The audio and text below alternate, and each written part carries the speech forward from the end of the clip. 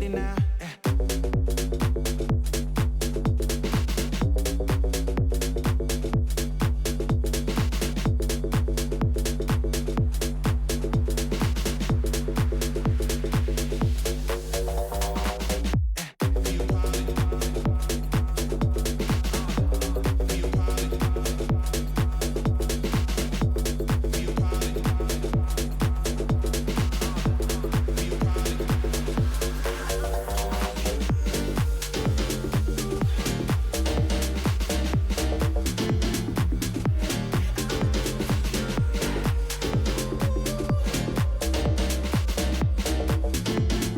Not just so trying to catch a flight.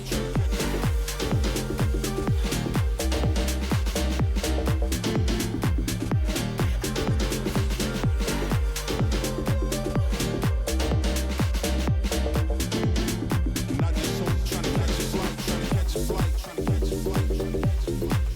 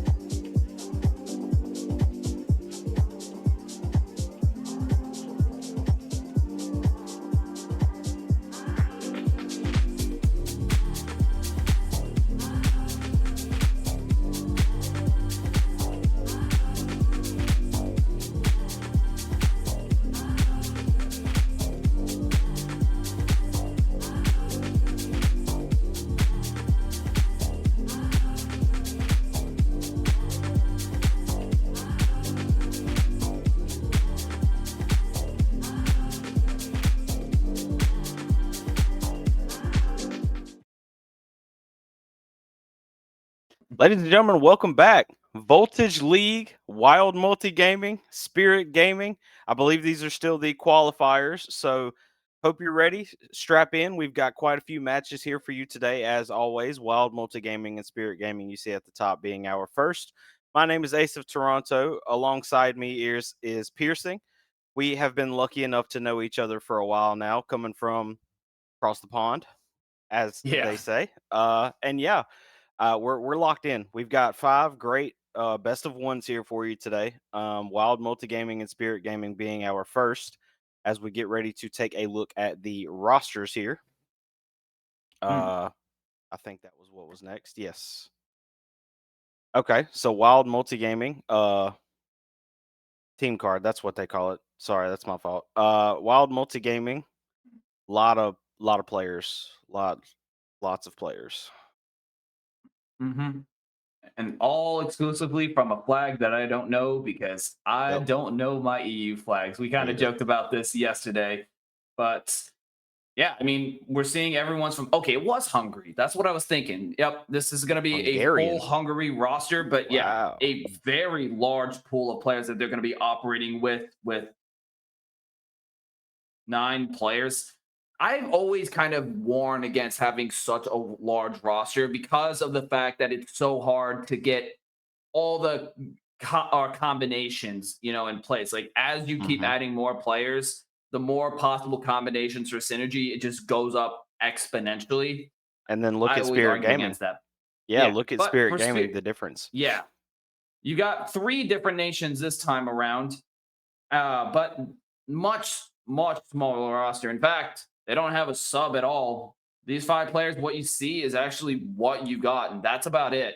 Though I always get weary of the comms gap because we did see predominantly in qualifiers too that the teams that were more centralized around one nation often had much more faster responses to situations and didn't have Mhm. misses in whether when a pick comes out and then just completely not ready for it. Like they were able to comment. So I am interested how this is going to play out because even but when you have no subs, that's where I start to get worried just because that almost tells me that you probably are a smaller team that hasn't been around as long. And I Mhm. believe No, I'm thinking of another team. I don't think Spirit Gaming had a roster change recently. It seems as though they're locked in with their guys as we get ready to take a look at the map bands. We see that Spirit Gaming's best is Bank, technically, and it looks as though Wild on the defense, we're going to be going to Clubhouse for this first one. Skyscraper, Labs, Cafe, Border, Lair, Consulate, Chalet, and Bank is the way that that one unfolded. Spirit getting rid of the Night Haven was interesting because we saw that their worst was Night Haven. So Mm. makes a lot of sense, honestly. And then Skyscraper, of course, being the first map banned out. It's no surprise at all. As we get ready to roll right on into it, I believe we're getting pretty close to start time here. Clubhouse being the map, of course. Oh, no, we're going to go back to us really quickly. Yep. Clubhouse being the map, though, Spirit Gaming making sure that they got rid of one of their bigger weaknesses. We saw that their worst win percentage was on Night Haven Labs. Yeah, I mean, what do you think? Is it smart to get your worst out first, Piercing, or what? Yeah. So if you're, I would say at this early of a stage, this is where you kind of want to go into your burger maps and you want to go into kind of your predictable. If one of the three classics is your worst map, this is a perfect opportunity to get that cleaned up because one, it really shouldn't be like that. That should never outright be your worst map. That's where you want your 50 percenters, unless you're just getting hitter after hitter on every other map. But with that being said, we are going to be starting this off. Expect it to be very default heavy and maybe some guns ablazing, as that's what this map is so well known for, with its small map or map size and streamlined activities. Small map size, streamlined activities, Wild multi-gaming, Spirit Gaming. We're gonna have to see how these teams unfold. We were talking in pre-production about what could end up being of this match, whether it would go quick or be one that took a little bit longer out of the day that we're going with right now. And when it comes to Blackbeard being banned, we'll have to see how the rest of these bans go. But that is about as routine as you could possibly get. It seems as though Spirit are having a little bit of a deliberation on which other attacker they'd like to get rid of. And unsurprisingly, and I wish that we would start seeing this a little bit more in NA, especially on Clubhouse. The NA scene as it is right now, Maverick is dominating over there. And over here, however, they are wise enough to know how dominant Maverick can be on Clubhouse. Even if Spirit Gaming didn't want to use Maverick, they wanted to make sure that Wild couldn't use it against him. Oh, Clash is also an interesting ban. That is not something you see every day. What do you think specifically about that Clash right there? I think that's such an interesting pick because of all the shield ups when dealing with Clash, I would say Blackbeard is probably the strongest to challenger. So it's kind of a shocker to me that that's the operator that they get rid of alongside Clash. So honestly, I think we're going to see a very shield heavy composition. They lost their Maverick, so they still want to have that force potential on the CCTV breach. So they go for the Clash, so they're able to push up without much hassle. Otherwise, I couldn't really tell you the full story for that pick. I mean, don't get me wrong, Clash is very obnoxious, especially now with the shield meta that we're in. But whether that's strong enough to be banned outright, it has to do something with the shield dynamics. Because it, weirdly enough, Blitz and Monty and Blackbeard are kind of directly countered by Clash because they take them from slow to even slower, forcing them into basically a crawl near useless for how long it takes to put any kind of pressure. And that gives way too much adaptability. So I do suspect that Spirit Gaming, when they're on their attack, they're going to be running quite a bit of shield ops. I would come to expect that. 10 seconds to go. I mean, based on the bans, you've got a good point. They're not going to be able to run any kind of blitz, or not blitz. Blackbeard, I meant to say blitz being one of the Bomb and defuse it. shields I'm expecting to see just due to the sheer amount of versatility that he has on this map specifically. But the time for talking about what Wild will do on their attack is over. Following Smarty here as they the defenders of Wild have decided to go downstairs first. So Smarty going to do the Smarty thing and make sure that he's got that Claymore there. You've got your attackers hopping in upstairs. Farah, hopefully, we'll have someone with him just in case. You've got to have some sort of idea that maybe someone was up here. But either way, you have to make sure that your ram stays protected.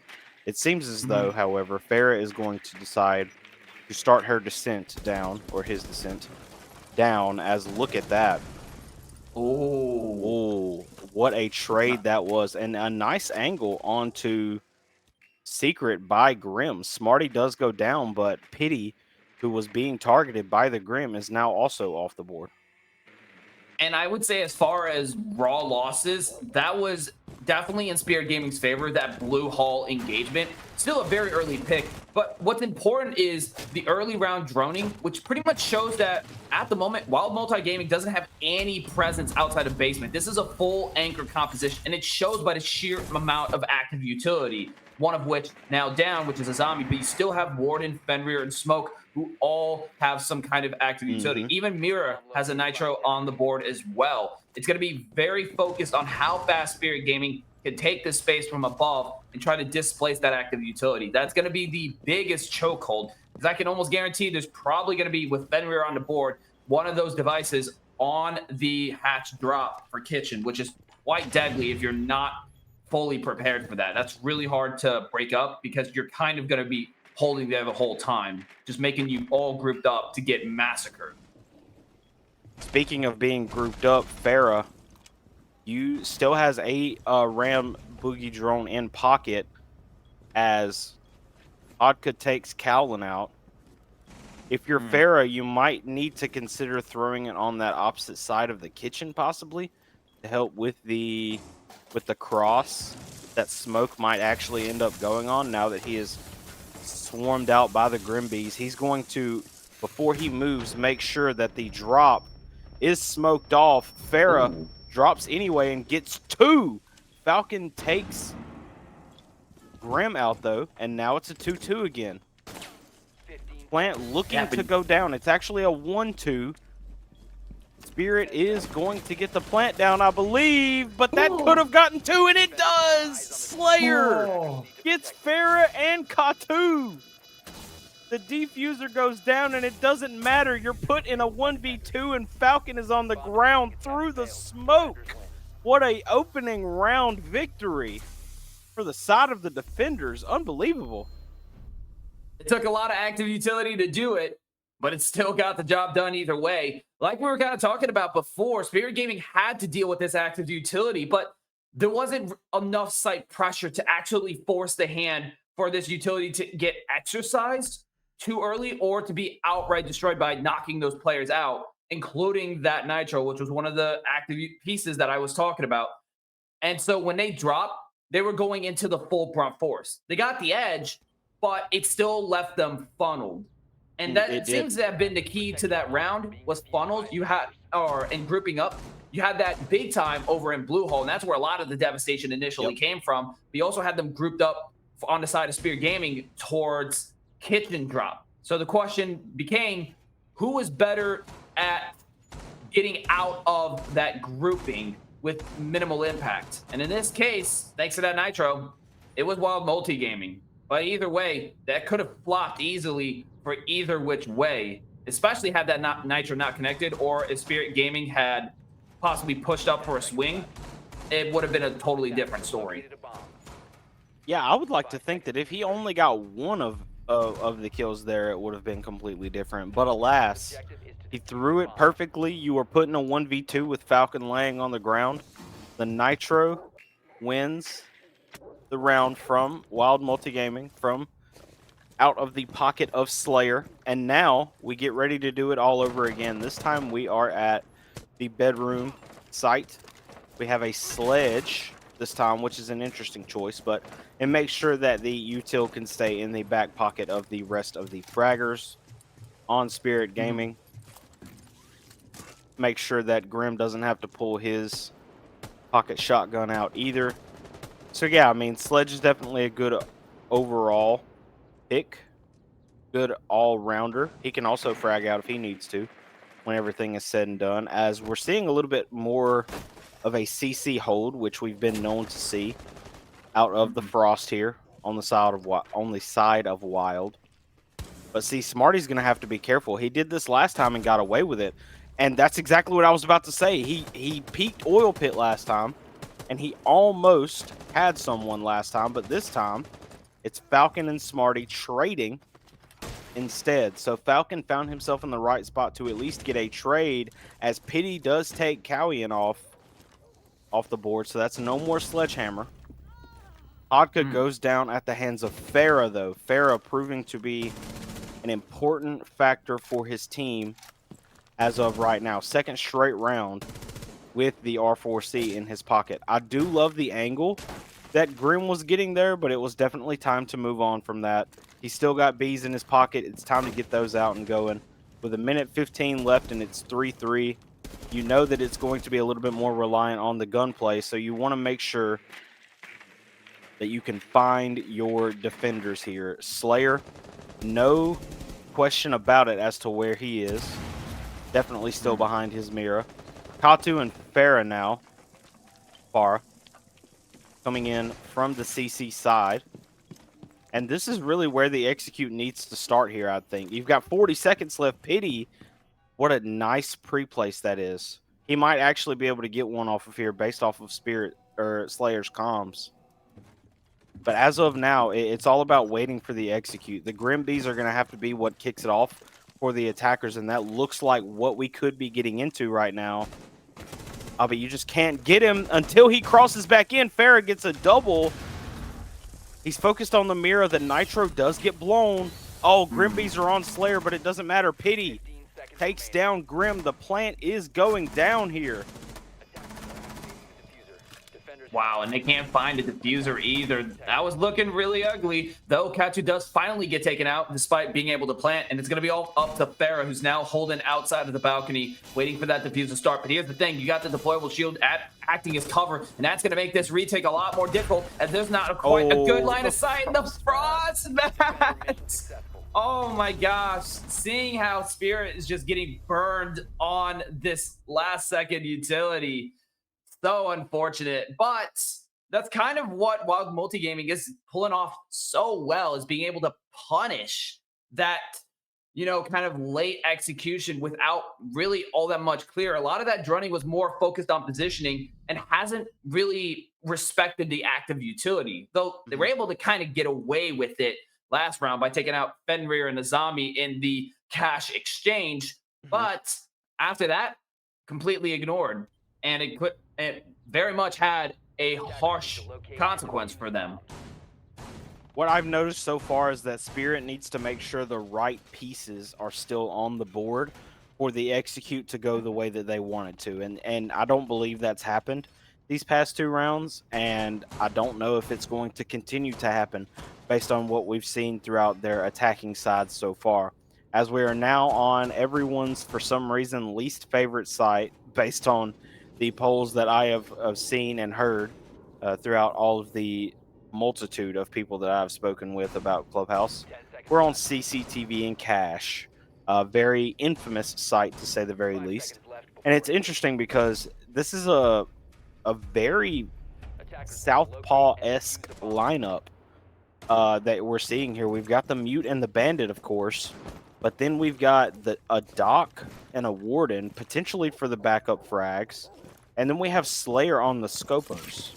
Scopos being one of my personal favorite operators, but I would have never thought to bring them in a CCTV type situation. So we're going to have to see how that falls, as we've got two hard breachers and a Montaigne. So they actually did decide to bring the Montaigne this time, which is interesting. Cowian has not been known to stay alive for very long, so you've got to hope that something's going to be different here. That's a nice frag grenade in order to try to stop the bandit trick. And it looks as though the bandit trick's not going to go out, but Pity still does get Smarty. And look at that. Cowian now is calling out for his team. He has two of them on him.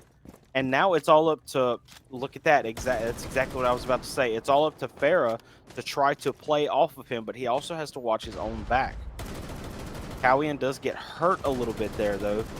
And look at that. Pity gets a double by taking Grim out again.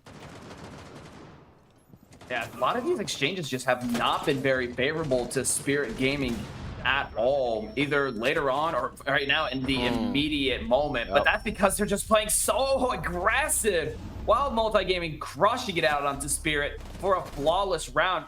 But here's the thing, though. You asked a question, and it's a right question to ask. Why did they bring a Scoopos? And it was for exactly what we just witnessed, which is that because there's a direct entry and because everything can fall apart on site so fast, the second that you lose CCTV, you kind of have to play this ultra aggressive. And that Scoopos was just another opportunity to be able to get out of a hairy situation. So you're not full on pinched while still putting out that same kind of violent firepower that you need. Locate and defuse as many bombs as they And see, I agree with that to an extent, right? Like they brought what we thought was the correct, or not necessarily the correct, but they brought what we thought was something that was going to be successful in their defender lineup, and it just completely and utterly was not. It was the complete opposite. And you know, even though they went so southpaw with it, the attackers did not catch it on their drones and decide that they wanted to play any differently than what they had already, you know, envisioned. And that Montaigne push wasn't going to work when you had a Doc, 5 a seconds to Warden, insertion. a Doc and a Warden both roaming, and you had a Scopo sitting top rafters. Attackers must Like locate and Azami's defuse not the off the bomb. board, as we can see. PU is playing Azami currently, but yet they chose to go Scopos to give you a little bit easier of a time, and we had a flawless round victory for Wild Multigaming. So that is showing what is happening right now. Smarty going into the garage. He's going to peek oil pit again. This time he decides to leave a little extra time. We're back downstairs once again, of course. Grim going to try his hardest to get that nice little secret angle that we saw him getting that resulted in the push and kill of one of the Wild Multigaming players back in round either 1 or 2, I believe. As of right now, nothing though. Just trying to focus on getting in the building, making sure that Katu stays alive long enough to do their job with the hatches. Smarty is now in with Grim watching his back, I believe. Well, Grim's not watching his back anymore, but he was. So Smarty is now tasked with watching Secret as we're trying to get these hatches open. Katu doing his best. Slayer sitting on his mirror like he has been known to do. One of the mirrors is going to be taken out by Smarty, though, courtesy of Katu getting the hatch open. So it's getting a little easier for Spirit, but it's not necessarily true that they're also figuring them out at the same time. Farah on the buck now, first time without the R4C in his hand, and he's going to be doing some damage along the bar floor and the kitchen floor. Yes, as we did see that Dirt was also being held. Dirt was open, so you've got a pretty good idea that someone is down there. I believe it might have been Falcon. Standard execute, though. They've only got a minute left. Yeah, what I think is really important here is if you look at how much, again, active utilities still remaining, still got a Nitro left, and Warden, Azami, Wamai, they're all still up. Spirit Gaming is not really putting the pressure on these key breakdowns. All of this utility is going to come to bite them heavily. So all those 4 flashes, you can basically throw that out the window at this point.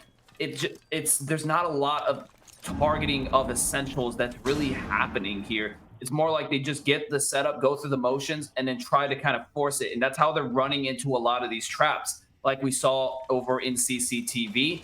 And for the points they do need to get, they're not really putting the pressure on like they need to. We'll see Marty go down. That's a big loss over toward Oil. No revive there. Oh. A fast drop down coming through. It's going to be initially favorable to Spirit Gaming, but Farah does go down from the vertical. That position's now gone. Falcon get it taken out. That's going to be thanks to Tap, and they're now going to be a double kill. It's going to be up to Pity to now to save the situation. This diffuser is going down in a 1v2 situation. 3 seconds on the clock, and we will see that revive go through. That's going to be now a 2v2 unless they can get up to Smarty. Pity going to take Tamster down for a really nice shot. 35 seconds on the clock, but Pity caught completely out in the open. Now Slayer, previously down, back up into the action, has to take this last fight on to Cowian, but can't do it. Cowian with the hold towards Diffuser will be able to shunt him out. Cowian on the bomb chassis, staying alive long enough this time to make a statement for Spirit Gaming, and that gets them their first 3-1 now. It's still looking like Wild Multigaming are in control, but that was a very good, very standard attack from Spirit Gaming. It's more along the lines of they're figuring out what they need to do to win this map with the way that Wild Multigaming are defending. I'm not saying that they're figuring them out, so to Attackers need speak. locate and defuse I'm bombs. saying it's more along the lines of, okay, you guys are going to hold it like this, so we're going to then start attacking like this. And I feel they're kind of getting used to it in a way, but we will have to see. As we're going back up to the bedroom bomb site now, Wild Multigaming pulling the Frost back out of their pocket, letting Falcon be on the mirror this time, Slayer being on the Frost, of course. And then the side of the attackers, it's interesting that Pharaoh was going to be on the Deimos, but now they're going back to a little bit more standard of a lineup. They've got the Ace, they've got the Sledge, the Ash, and the Thermite. This didn't do them any favors or win them the round last time we were in bedroom with Wild Multigaming on the defense, so we'll just have to see as this round progresses. Yeah, how the round or breakdown goes, I think is going to be really important here going into this next round, because this was a site that, by the books, they had a pretty clean takeover in cash, but everything fell apart once they actually had to play it onto the site. That's where they had a lot of trouble. They never got rid of that bedroom shield. They just have to do a better diligence in getting that ideal setup, like they were able to do in basement. Kind of hit on that a little bit hard, but either way, they were able to find what they were looking for utility wise, even if they didn't get everything down. That's what was primarily important. They're going to have to try to do the same thing here and not let power utility like that still be around if it's going to be in the way of directly where they will be executing from. I think that will be the key picture to keep in mind. Minute and 55, they still don't have that wall open quite yet, but we're not seeing any exchanges yet. So the question then becomes, how are they going to handle that open up? Because it was a 2-for-2.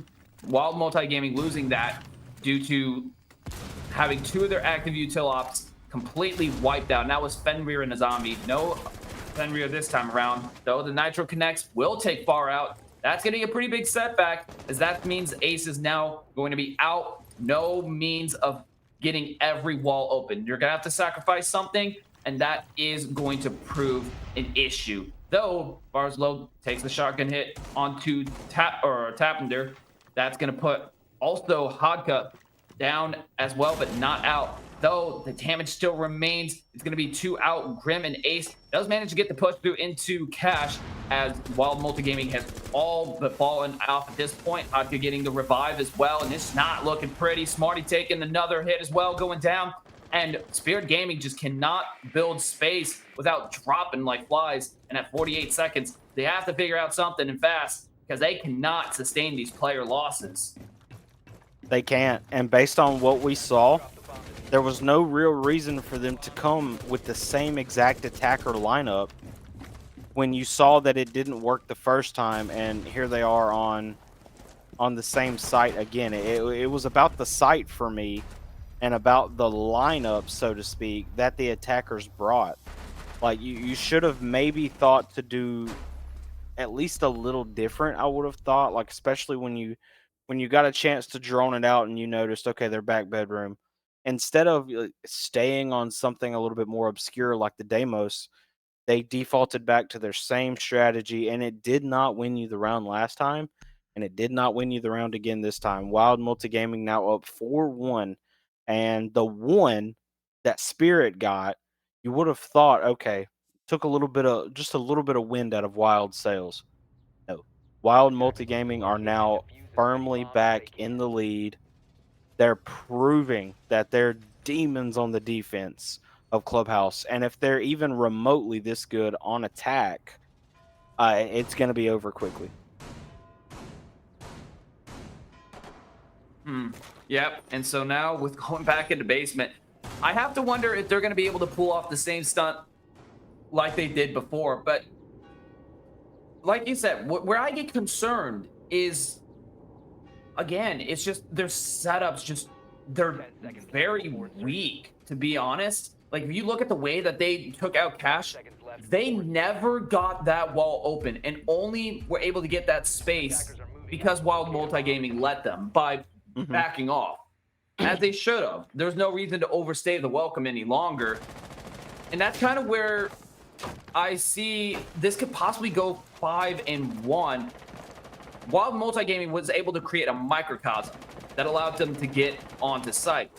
I highly doubt that we're going to see that same situation unfurl again. And this is where I have to wonder, if you have to actually fight for that space, can you actually get it, though? Because the majority of the time, the answer has been pretty much overwhelmingly no, they really can't. I'm not sure how I feel about Pit-U running the Tubarão for slowing those hatches down, but when you don't have a Kate, I guess you don't really have an option. But you only got so many of those bad boys to rep. And that's a good point, as Katu going to do what he does best, getting the hatches open. Oh, Lord. Grim goes down again early at the hands of a Mute Nitro. And see, I was just about to say that Pit-U was not in the correct area in order to make sure that certain hatches were able to be frozen by him. He was only on one side of the map, and of course you can't throw him infinitely or anything, so there wasn't anything that he could do about the hatches and some of these floors being destroyed. And now it's giving Spirit free reign, but they are up a man, and there are no more Grimbees that can be thrown, so at the end of the day, it's just playing the correct gunfights when you need them. And to kind of bounce off what you said, they haven't really been winning very many gunfights. They've been taking a few of them, that is for sure. But look at that, another kill at the hands of this Mute. He takes Cowian out next. And now it's 5-3, and now it's not looking good again for Spirit Gaming. Farah doing what he can. He's been one of the brighter spots of this team so far. Besides Cowian, of course, which Cowian has a go down early type of problem, but he does still have 5 kills. Cowian is off the board currently. Farah is running out of buck rounds quickly in his shotgun, so Smarty doing a little extra damage down there. Tried to flush any defenders out, possibly into Katu's waiting arms, but alas, nothing done. Moto drop could be coming from Farah and Katu. Smarty just blindly runs down main. Look at that. Katu goes down without his teammate. Flawless round. Farah had no choice but to fall. They just didn't work as well as they needed to together toward the end of that round in order to make that round winnable anyway. There's just Spirit Gaming on the attack have not shown me any redeeming qualities as of right now. And I'm sorry to tell you this, but back in the NA, I cast a lot of college players, and I'm seeing a lot more out of them than I was at Spirit on the attack. I mean, at the end of the day, you have to know how to attack and you have to know how to defend. I'm not saying I can get in there and run 1v1s all day or anything, but Spirit, I mean, you've got to start swapping the strat book up.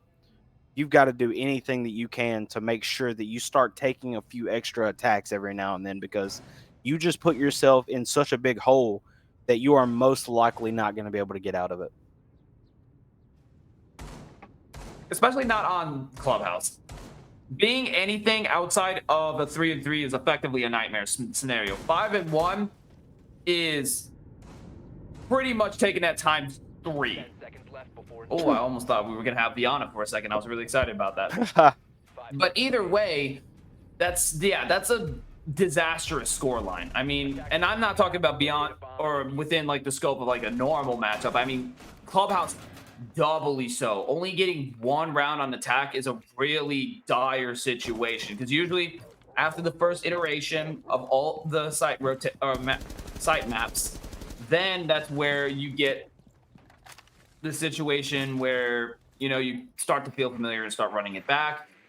we didn't see a run back from Spirit whatsoever. It was more like they got one fluke, and that was because Wild Multi-Gaming just gave them the space to drop. Yep. But other than that, they never could get a good setup. It never happened because either Spirit Gaming didn't bring the right ups for it, or they just weren't quite in the position to do it. Now we're going to see the bedroom push coming out. Oh, it was the Scoopos. But either way, they're now starting to get their presence already made towards the top down. They have the Scoopos robot, one of them at least down anyway. And you do have players all the way into bar, it looks like. I'm not sure how to feel about that, though. They only have a drop, but they've got active pings on the position. I'm kind of concerned holding such an open space like that. You're going to have to fall back, and there it is. Galleon going down to Hodka. I don't like that choice to have your smoke on basement being the one to hold that. Of all the operators, I can't get with that. No, I can't get behind that either. Especially when you've got the active pings, you've got Slayer collapsing you from up top. And of course, you have Hodka who is sitting there. You make one wrong move and you are in his line of sight. And that's exactly what ended up happening. Cowian goes down early again. And with Cowian and Farah being the top two based on what I've seen so far, players for this team, now Farah is down. Farah is out. Cowian is out. It's 5-1. Katu still doesn't have a kill. I know he's more of a support player, but I mean, this is a qualifier for Voltage League, man. I mean, this team just doesn't seem as though they came very ready to play. I mean, we were talking about it pre-show. We didn't necessarily pre-show. We didn't necessarily know if Spirit was going to be able to hang with Wild, and it doesn't seem as though they have been right now. It is all Wild all the time. Wasting a Nitro to get rid of a ace charge is certainly a choice. Either way, Katu making sure that he stays up. Hodka goes down at the hands of Katu, so he gets his first. We're dropping Kitchen, which is an interesting take. But it looks as though Hibana might not have died in vain. 3-1 now. It's up to Smarty. He doesn't have a Scopos drone to swap to. The plant goes down. It's up to Slayer, Pit-U, and Falcon to get it done. And one of them was going to be able to get it done. It was Slayer who ended up taking out the final remaining member of Spirit Gaming. And now Wild Multigaming are 1 round away. Now, correct me if I'm wrong, but if Wild Multigaming win this, they are in, or do they have to go through another qualifier? It'll be iterative, so they will just continue to go further up into qualifiers. Depending on where your standing is, you'll get a set amount of points. But either way, yeah, we're going to see Spirit Gaming get basically nothing for this. That's what's going to happen, is if they get eliminated this early on, it's basically just a flat-out loss. Like, those points aren't really going to do anything for you because you effectively just showed up, especially with the scoreline going out like this now at overtime. And I think as far as the timeout goes, what needs to be discussed is what they are actually doing when it comes to the beginning and the mid phase of the attack.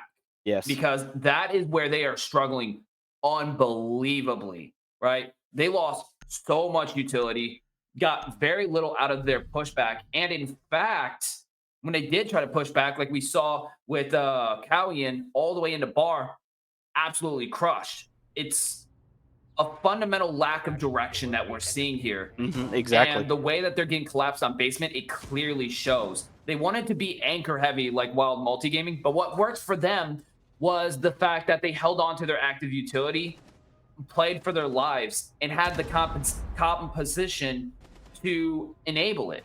I don't see that same composition for Spirit Gaming. Yeah, you have Azami and Scoopos, but that's not an anchor heavy comp like we kind of saw them transition into. That's we're going to fight this out into the bitter end. So I'm not really sure where the direction of Spirit Gaming is, but it does kind of seem like, and I use this for a lack of better word choice, it seems like they're kind of lost in what they really want to be going into Clubhouse. And now they don't have any more time to figure it out. It's do or die. Do or die is correct. 100% Slayer back on the Deimos. Pit you on the Grim. Vodka back on the Ace as well. They put Falcon on the Ash, which is interesting, and they actually might have just had a pretty good idea as to where Smarty was. Smarty being the mute, by the way, who still had a jammer in pocket. He is in bedroom currently, which is an interesting choice considering the bomb site is downstairs. Smarty does get a kill onto the Hibana, though, and the Hibana is a very important member of this attack in the way that she's the one who has to get the hatches open. Slayer gets Cowian out now, and Smarty is still being allowed to roam free on this top floor. He now has a little bit of extra comms onto Falcon, but there's not much he's going to be able to do against Falcon here. Slayer is targeting now Smarty. So Smarty is doing at least one thing right after this, and it's making sure that utility is used in order to get them out of here. Slayer does end up finally getting Smarty as Farah gets pit you. And now it's a 3-3 again. It's looking a little bit more even, kind of like it was the first 2 rounds. Ooh, Falcon just absolutely flicked all over Farah. And just like that, it's up to Azami and Goyo. Katu going to need to hopefully stay alive long enough to help his team out a little bit here. He did get a kill last round, though. I will say that. Shout out to him for that. But yeah, it's straight all attackers right now. We're reinforcing the blue rotate is the Azami, I believe. So they hear that going on. I believe they also reinforce church off fully. So yeah, it's all about holding your angles and making sure that when they drop, you take advantage of it. Yeah. And I think this really just goes to show kind of the difference in strength. Spirit Gaming invested 3 players to try to hold them off, but despite all of that player presence, Wild Multigaming came out with an advantage and put it out to a minute remaining. For scale of effectiveness, that is really impressive on Wild Multigaming to only lose 2 players and take that many out. Though we're still going to see them go for this kitchen hatch drop. It doesn't look like they have any more utility to play off, but Haka and Slayer taking a significant amount of damage on the drop, as well as Pit you going down. Same with Haka. But Falcon will be able to sweep it up on the walk down from main, a crucial pivot that makes a basement attack so doable. And that viability is what just gave them the win. 7-1 victory for Wild Multigaming. They move up and up and up in the qualifier rankings. Slayer with a monster 12 kill best of 1 round. Unbelievable. Spirit Gaming gets no points for that as far as I know. Wild Multigaming does win that one 7-1. What an effective basement attack. They knew exactly what they were going to do before they did it, and keeping Slayer on the Deimos and then having the, you make sure that all eyes are on the drop. But at the same time, when all eyes are on the drop, you're not paying attention to main anymore. They didn't have a mirror. They didn't have anybody watching it anyway. Quick down on the people who are on the Goyo, I believe, Katu. Quick down onto Katu, who was watching the drop. Swing comes in from the Azami. Easy cleanup. Wild Multigaming win at 7-1.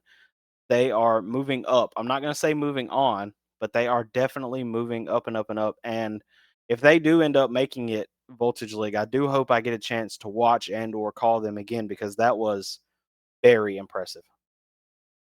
Well, yeah, and I mean, the decision-making there was brilliant, too. They knew they were up a player, and instead of having them all funnel towards kitchen drop, which they had already deeply conditioned into Spirit Gaming was the status quo, and even though that's not really how you want to attack basement as far as execution goes, they finally did it the right way to ensure that there was no opportunity for a creep. And indeed, there wasn't really a chance. That main walk-up from Falcon pretty much just sealed the deal right then and there. That's exactly how you want to kind of deal with basement, is having that little pivot. But at the end of the day, it really just comes down to, kind of cost-benefit analysis. And I would say for the IGL of Wild Multigaming, the decision making was just clear cut better, not even close.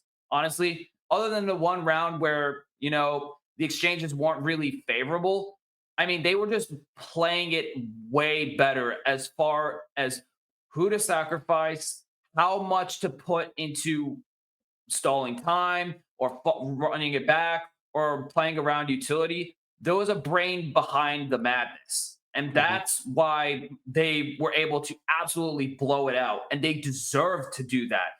Clubhouse is one of those basic maps. It can be considered a brainless map, but it doesn't mean that you can just completely go through it and kind of shut your head off. That's not how that works, unless you like having a 5.56 in between your eyebrows, which is what happened Yeah. quite a bit in the case of Spirit Gaming.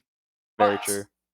with that being said, we still got a lot more games coming up for you. So stay tuned. We'll be right back and we'll continue the action after this break.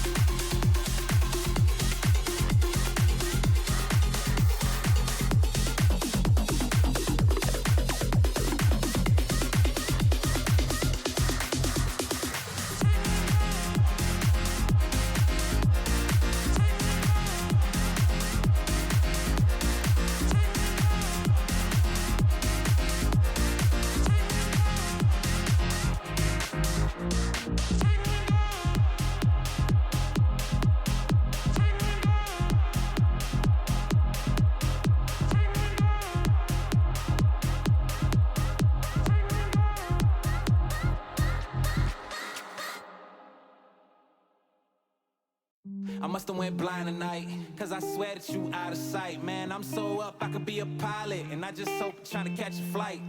So let me get the digits. I call right now if you with it. I seen 1,000 pretty girls in this room, but darling, I've been looking for you. I've been searching, it's so hard to find a girl who's one of a kind. Just being alone just isn't cool. I'll take 1,000 trips around the world just so I could find you, girl. Cause darling, I've been looking for you. Yeah, I'm looking for you. For you. I'm looking for you. For you. Let's get it now. I'm so up, I could be a pilot. Be a pilot. Be a pilot. I'm so up, I could be a pilot. Beat. Let's get it now.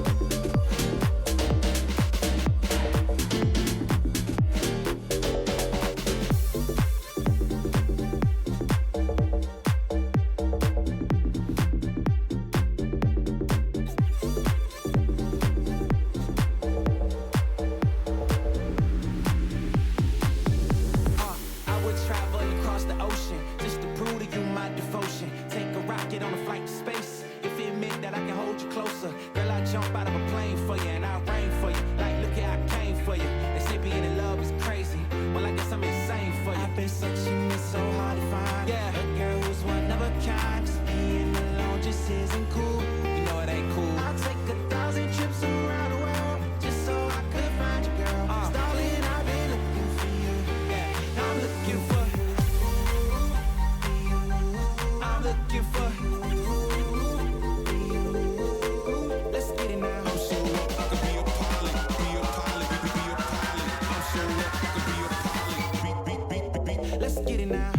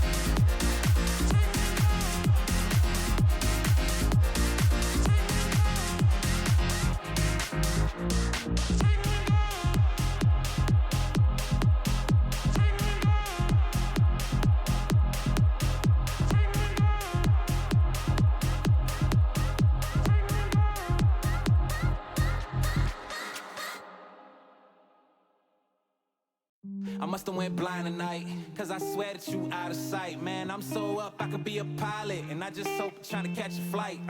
So let me get the digits. I call right now if you with it. I seen 1,000 pretty girls in this room, but darling, I've been looking for you. I've been searching, it's so hard to find a girl who's one of a kind. 'Cause being alone just isn't cool. I'll take 1,000 trips around the world just so I could find you, girl. 'Cause darling, I've been looking for you. Yeah, I'm looking for you. For you. I'm looking for you. For you. Let's get it now. I'm so up, I could be a pilot, be a pilot, we could be a pilot. I'm so up, I could be a pilot. Beat. Let's get it now.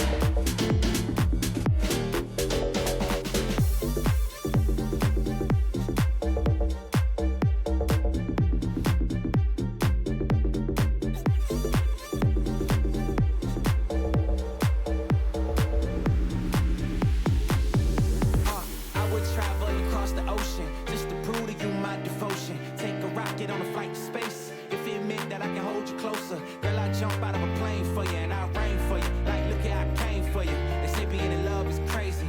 Well, I guess I'm insane for you. I've been searching, it's so hard to find. Yeah, a girl who's one of a kind. 'Cause being alone just isn't cool. You know it ain't cool. I'll take 1,000 trips around the world just so I could find you, girl. 'Cause darling, I've been looking for you. Yeah, I'm looking for you. I'm looking for you.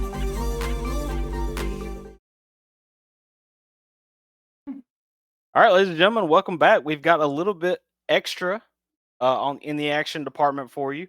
We've got this is match 2. It will be Franzi's boys versus Panu. I believe Franzi's boys won 7-2 or maybe 7-1 in their first matchup, and then Panu, of course, won theirs. I believe it was 7-2 or 3, maybe I think. But we are now on Consulate. Franzi's boys going to be starting on the defense. With these map bans, of course, Cafe and Border being taken out first is interesting, and then Lair and Bank, Skyscraper, Night Haven, Clubhouse, Chalet, and Consulate. So we're going into this one, ladies and gentlemen. We're getting ready. We're keeping the action flowing. All that pre-show stuff is out the way. We've got a few more matches to come after this one being match number 2. And from now on, it's straight action, ladies and gentlemen. Blackbeard and Dokebi get taken off the board first as we hop right on into this one. Defender bans, I'm looking for a Zami. I'm looking for Valkyrie. And speaking of Valkyrie, next one could be a Zami. Next one could even be something like Vigil or Legion. It depends on how you want to hold the basement and how you want to possibly hold the middle floors. Depends on what Franzi's boys are going to be looking for here. It's kind of hard to say. The Blackbeard doesn't really tell too much of a story, but I was thinking in the back of my head, Cade, and that's exactly who shows up was Cade. So that'll be the end of our bans. Still going pretty heavily default-ish. Nothing too particular about that, unlike game 1 where we saw a Clash ban, which was quite interesting in and of itself. Yeah, I wasn't expecting that, but it makes sense when you think about it. If you want to run shields, it's a good op to ban. But in any case, Clash is still on the table, and we might even see her on basement. But starting off, we'll be going to console office and meeting room, the default second floor or site pick for Consulate. What are we thinking about what we might see this early on from a attempted attack on the second floor? A lot of active utility, Fenrir, Azami, Warden. So I'm thinking anchor heavy, but how are we feeling about the composition with IQ, Striker, and Grim?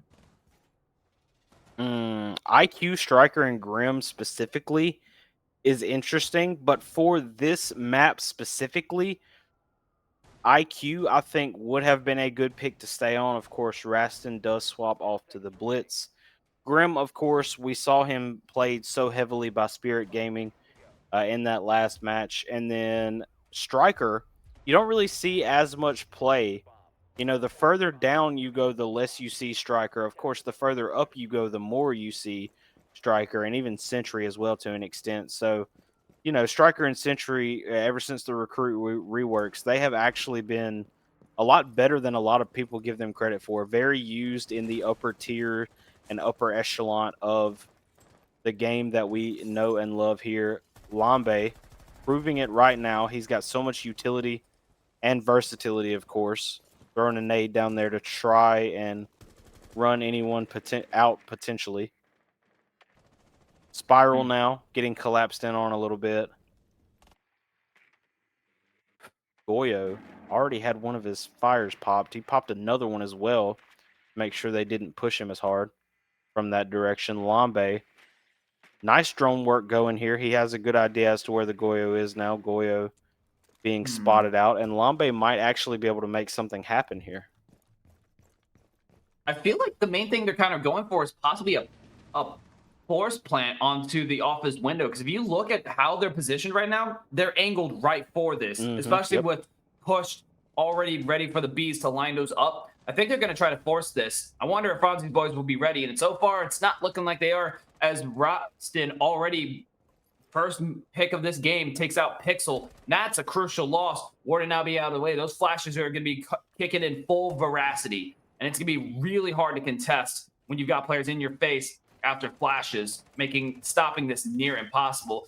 Though we're still not seeing a whole lot of setup from Bamnu other than that initial repelling and positioning. Lamb taking Foxy. That's going to be the back-to-back trade. Nif's taking Roxy as 12. And it's going to be a full-on collapse at the moment, as it's just Deshow and Ditch and Daniel as the last two alive. Not even execute, just getting into the building, and already immediate high-level casualties for Franzi's boys. They now have to deal with the gravity of the fact that the B site has just been effectively given to them. They have no control over this entire area. Have to try to find a way to contest this. Oh. Wow, what a flick out of left field from Rosted, catching Daniel on the 90-degree right flank. It's now going to be all to show, the last one remaining to make something out of this situation, but finds none. Hanyu showing that they won their last match decidedly on purpose. Franzi's boys also did win theirs pretty easily, but now Panyu showing that they're a little bit more ready, so to speak, for what Franzi's boys were doing on the defense there. I loved the way that they attacked it and the way that they attacked certain defenders, not necessarily one by one, but kind of hurting them in the direction that you needed them to go in order to get a kill, whether it was you or your teammate that got the kill. Either way, I do love the way that they played that. Panyu as a team have shown a lot of promise, honestly. Roston and Lambe being the top two, I'd say. Of course, Nif and Diamond do get kills in their own right. We're going upstairs now. We are in the meeting room bomb site. So it's a little bit more of a standard hold, hopefully, coming in from the defenders here. You got to hope that they stop sticking their necks out so far, because we saw a lot of extended holds that they were trying to get on in order to get away from the fact that they were, being hurted by the attackers, and it didn't necessarily work out for them. So Lambe back on the striker. It's always cool to see a support player not have to stick straight to something like Thermite or something like a straight Ying or a straight Sins. Yeah, seeing them be able to play an attacker like Striker specifically, Lambe proved leaps and bounds that he knows exactly how to play that attacker, being Striker. And yeah, I love it. I'm going to be honest. If I was Franzi's boys and I saw this attacker comp, I would be swinging immediately. Because if you look at this, right, the utility from Franzi's boys, what actually stops them from getting onto site? Not so much planting, but getting onto site, really nothing. Maybe Deshow on Azami, but gonna have to put up a little bit of a better gunfight performance. And there's those runouts. That's exactly what I was talking about as far as looking for those fights, because you have to. This composition is crippling, whether it's the Flores to wipe out what little active utility there is. You've got Blitz to force the presence, and then you also have Ying to completely displace everybody. This is a huge execute force heavy composition. I mean, extremely heavy on force. So if Bronzes cannot pick up 1 or 2, it's going to prove trouble. And that's already a bad start. Roxy going down to Hava. It's only going to get uglier from here, as we already see Blitz push now starting to walk up, gets the showdown. Pixel does manage to take a little bit of pushback, but the damage is already done as Nifu takes Dishing Daniel down as well. Another Pixel for a double kill. And it's already a full-blown collapse with Roxy the last one below. Looking for Diffuser to, at the very least, get a 1v3 situation going. But they know there's one below, and that's going to be Rostin to catch Roxy out. Banu cleaning that out in a very convincing fashion. I thought it was funny how he didn't see him. I thought it was funny how he heard him hit the goo mine, but he had to have thought that it was further away because his teammate his dead teammate did not call that out at all. When you're listening in, for those who don't play the game as regularly, when you're listening in to a dead teammate, like spectating them instead of watching a cam, you can hear everything that they can hear. The dead Legion should have said, there's no reason for you to look away because that goo mine that he hit was in piano and he's about to swing you. But that you can tell that something got lost in translation there. And he literally heard it, looked in the direction, and then looked back up with his Scopus sensor. Like, he didn't even have to take the goo mine out in order to swing him and win it. So Panyu as a team have been showing so much prowess on their attack, and that's not very much. That's not a lot to say. It's actually a lot more to say than you would think because of the match that we most recently watched, Spirit Gaming and Wild Multigaming. Wild did their best on their attack, but they didn't really have to do very much on their attack, to say the very least. So, upon you taking it to Franzi's boys early here, Franzi's boys only lost 1 round total last match that they just recently played here just a few minutes ago. And now they're down too quickly to Panyu. And the wall is already open as well. So that is also not the greatest thing in the world. Roxy is back on the Solus. And then their only redeeming quality really is that Daniel is on Mira. Oh, but look at that. He didn't take it out. Okay. Don't know what we're doing, Panyu. That is really aggressive for not a whole lot of reasons. Yeah. Ditching taking a double kill. I mean, Panyu just ran straight into Franzi's utility, giving them pretty much the freest reign you could possibly ask for. And now we got Wava holding back, looking for someone to get to overcompensate, over-rotate. That's going to be Roxy hearing all the run-ins, the chaos, and will get picked off and turned. But regardless, the damage is already done. That was a huge exchange that went against Panyu. You lost pretty much all of your vertical except for Rostin. So there is still that potential pivot if they want to, but they just dwindled their numbers as well as Franzi's a little bit substantially. But here's where things get interesting. It could be that was very much deliberate. There's so much setup and there's so much you have to do that, oh, hold on, this could be huge. Catch Pixel all the way admin side. That was a well overdone presence.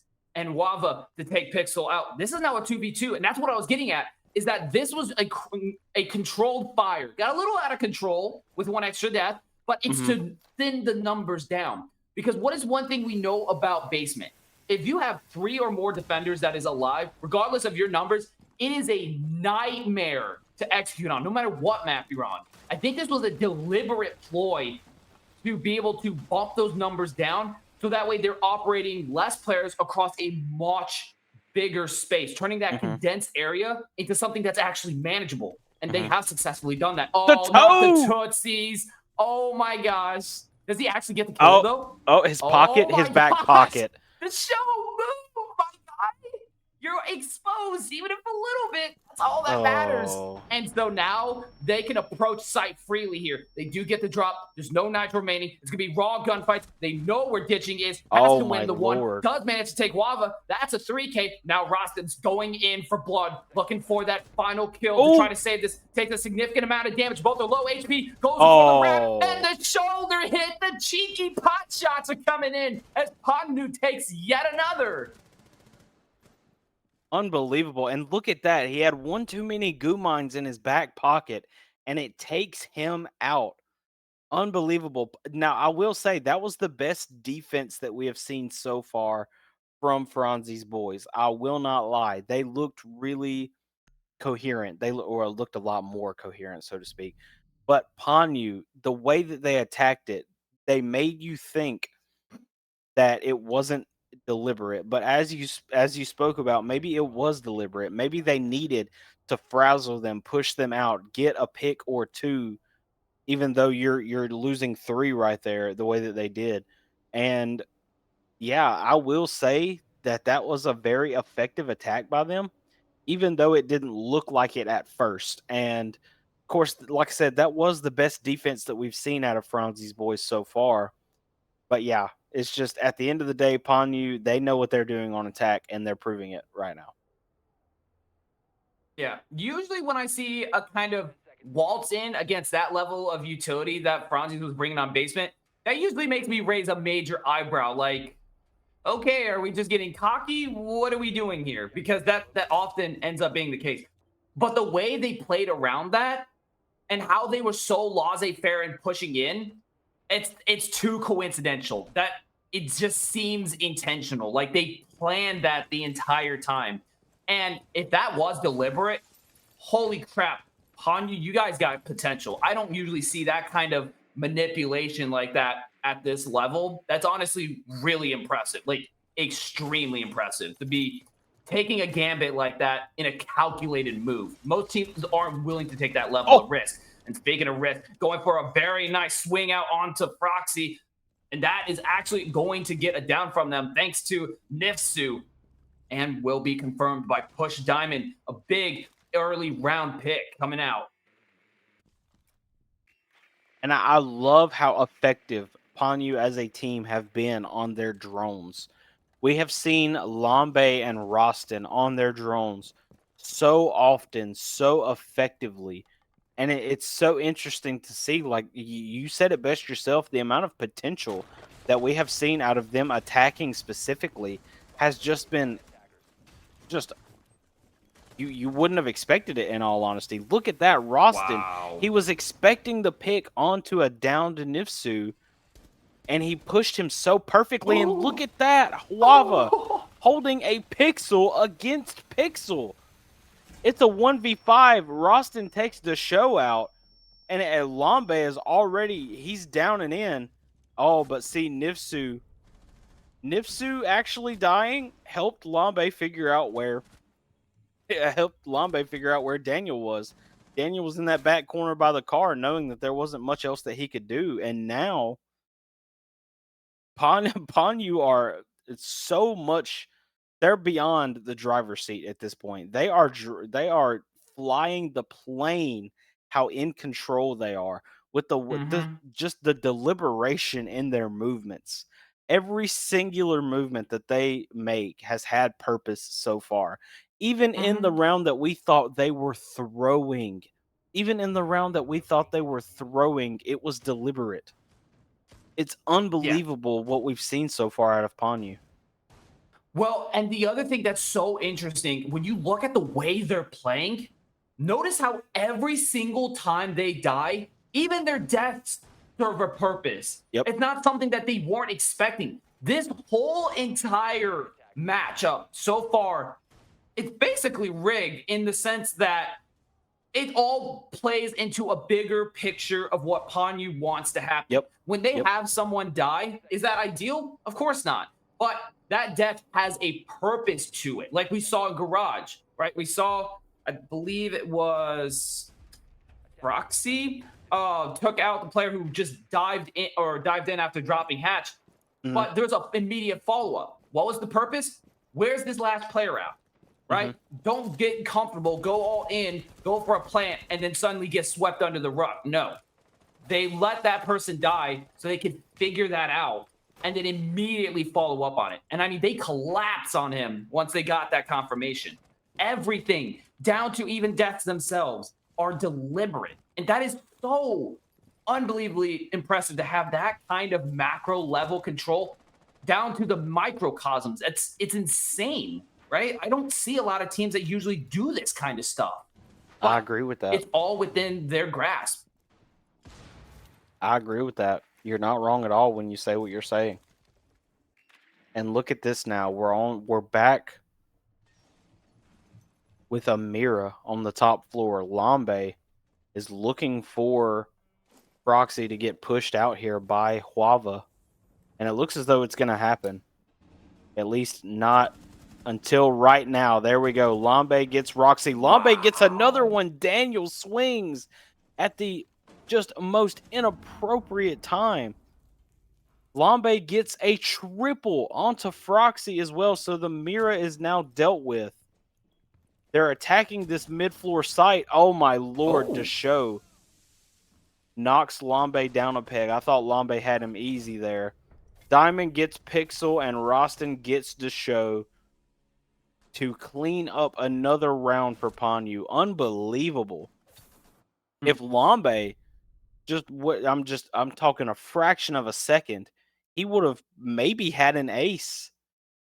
That's unbelievable. And now it's 5-0 Panyu. Franzi's boys are beyond on the ropes. Like it's not even a task for Panyu at this point because Panyu's got one more attacking round and then they're on the defense. And this might not be the most defender-oriented type map, but going up 6-0, I mean, it's inevitable that you're going to win at least one defense if they go up 6-0 here. Yeah, unless something goes like catastrophically wrong. But we do have to kind of talk about Franzi's boys just a little bit. I think what I'm kind of really alarmed by, because Panu's not perfect. They do overextend sometimes. And those should be opportunities to really collapse and kind of put a full brakes and say, that's enough, right? We saw Lambe go on a tear, but kind of push way too far out. Because when he got taken out, notice how there was no one who followed up on him, right? He saw momentum and tried to ride it a little bit too hard instead of, taking those power positions he established that his team hadn't capitalized on yet and just kind of hold it and secure it. But instead, he tried to push it even further. Ultimately, it didn't matter. They still ran the round because they had such a dominant control. But Franzi's just doesn't really have, I think, any wind to their sails whenever such an opening exists. And I kind of seem a little disenfranchised to try to make something happen. And it's playing independently. That's kind of getting them hurt a lot here.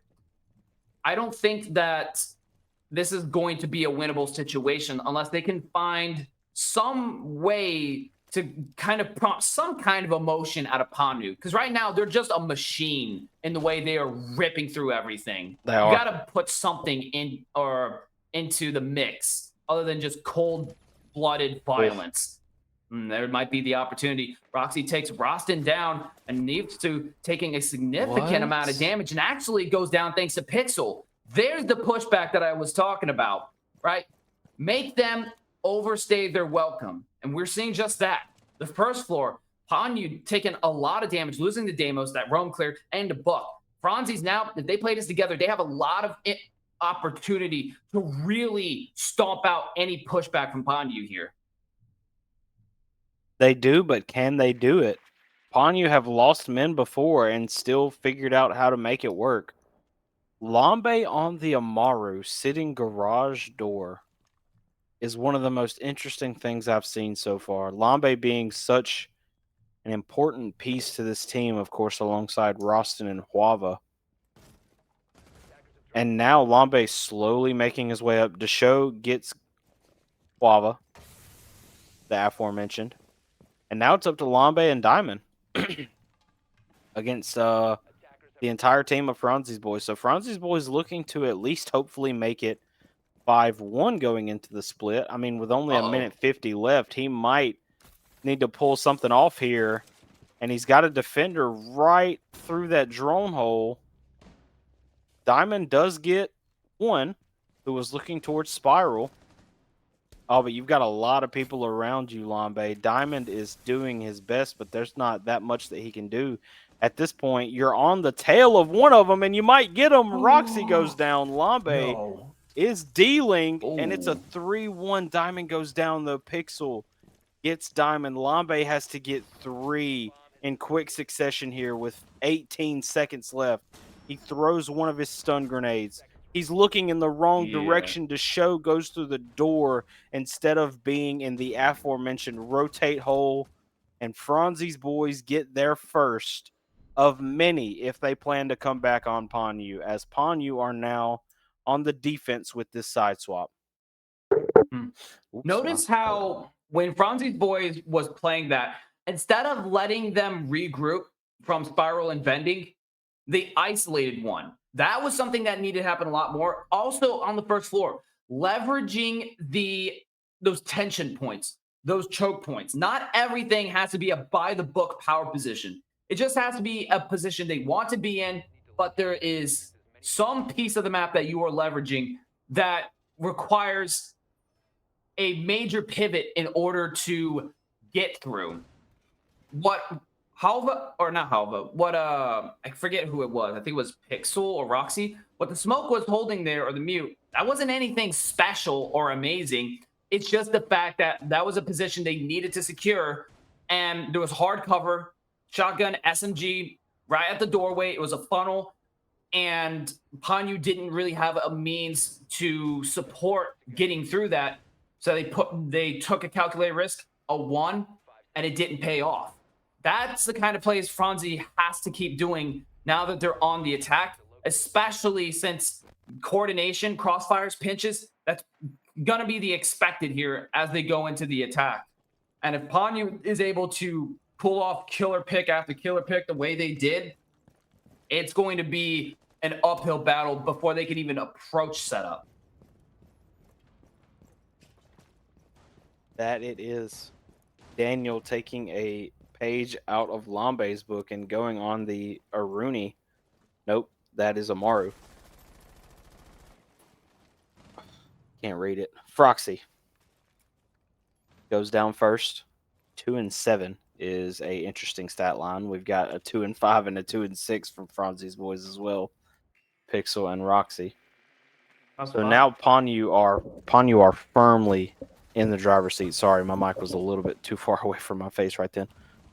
And look at this. Roxy goes down. It's a 3v5. Huava takes another one. You've got Flores, Blitz, and I was going to say Amaru, but no, flawless round.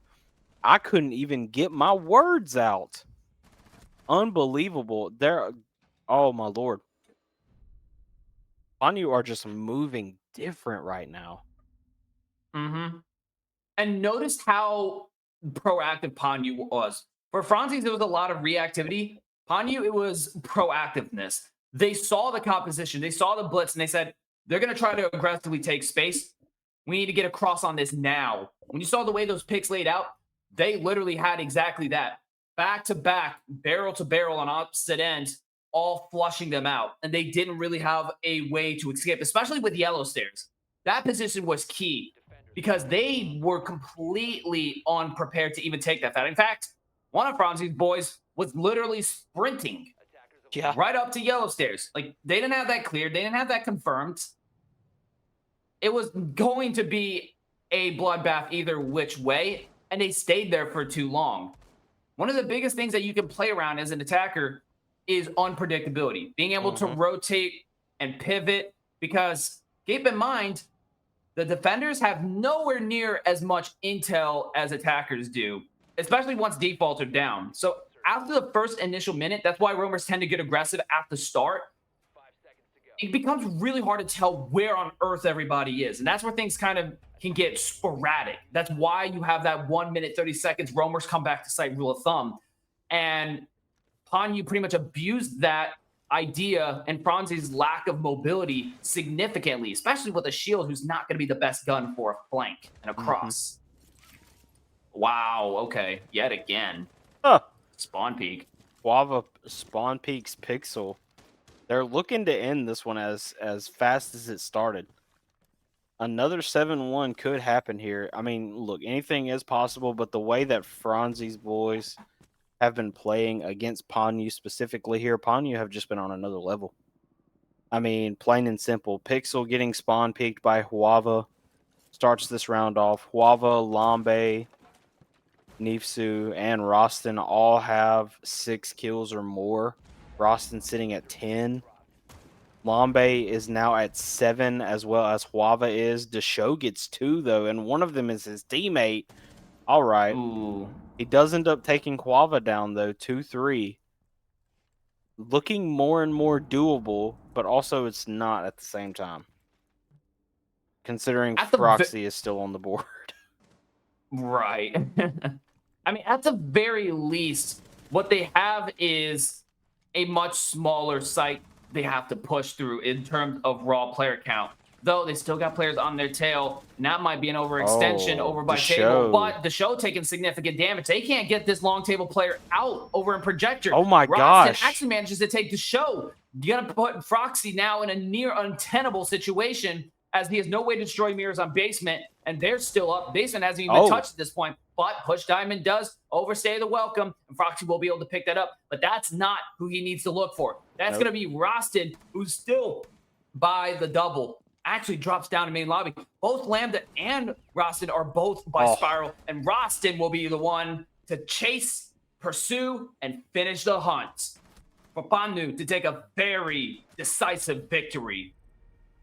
One of the more decisive 7-1s I have ever watched in my life.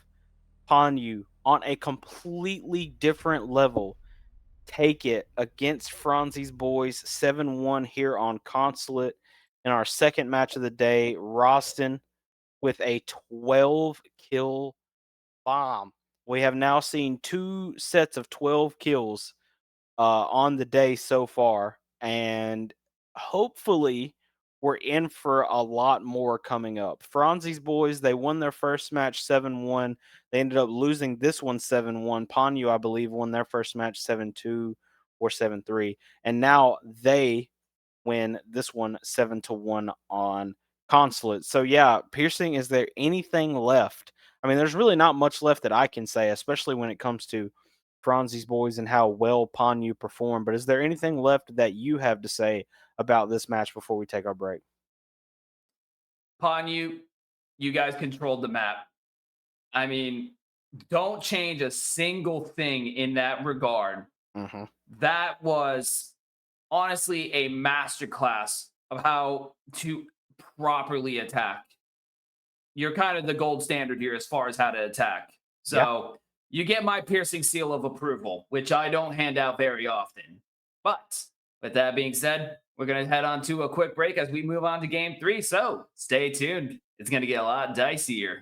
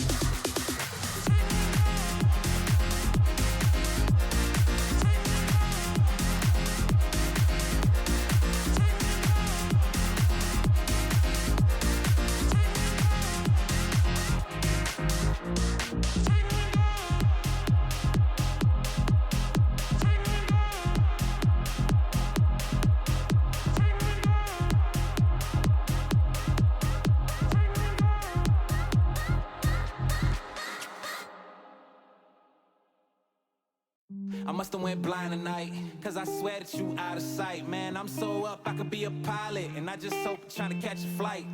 So let me get the digits. I call right now if you with it. I seen 1,000 pretty girls in this room, but darling, I've been looking for you. I've been searching, it's so hard to find a girl who's one of a kind. 'Cause being alone just isn't cool. I'll take 1,000 trips around the world just so I could find you, girl. 'Cause darling, I've been looking for you.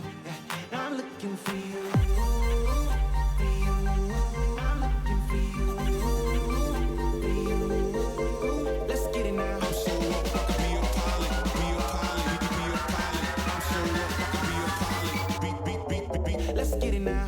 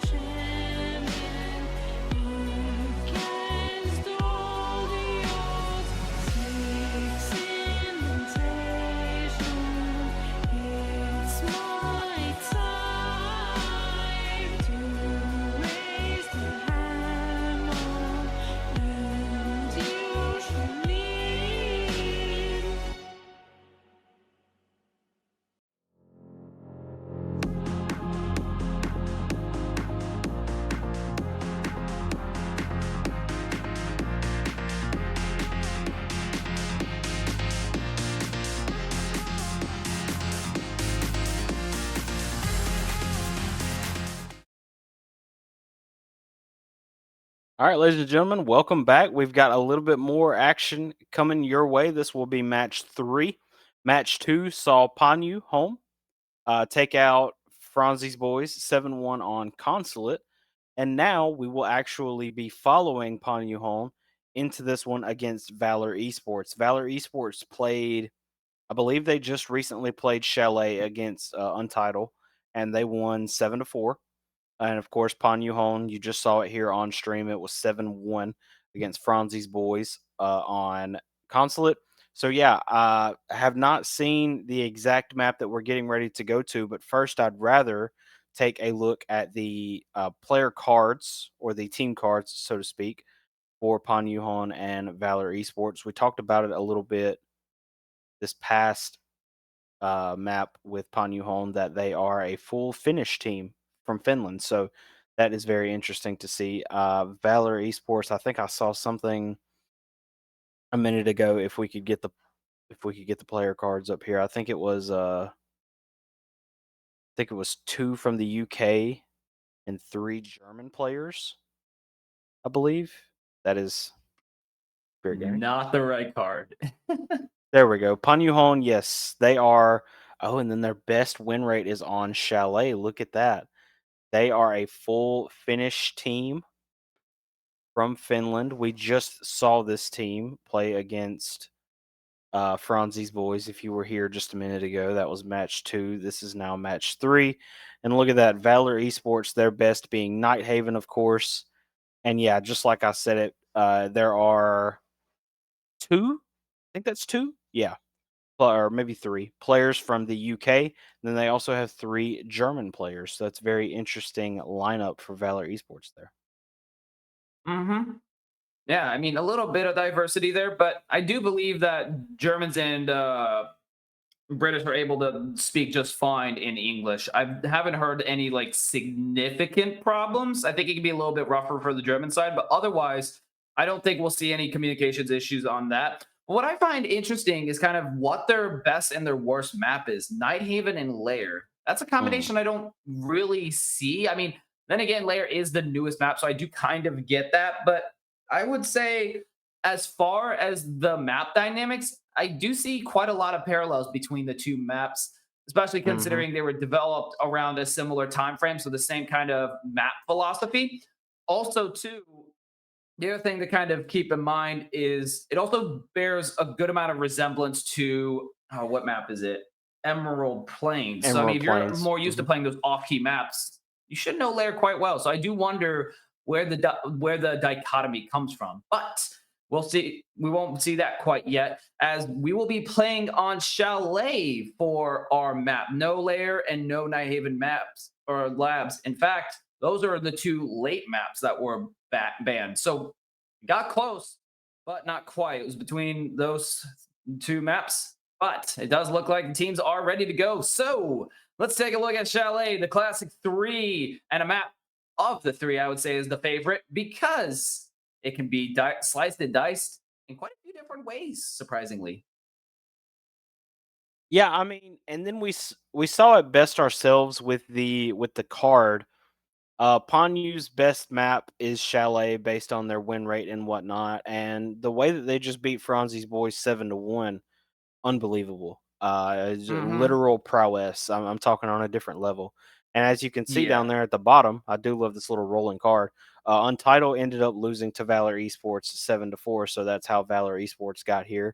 And they were also on Chalet, so Valor Esports is going back to Chalet where they just won 7-4. But at the same time, Panyu's best map is Chalet, so it's like this very good team's best map versus a map that you just played and won 7-4, and now you have to do it again in another best of 1. So it's like, who will come out on top? Personally, based on what we've seen, I think it's probably going to be Ponyu.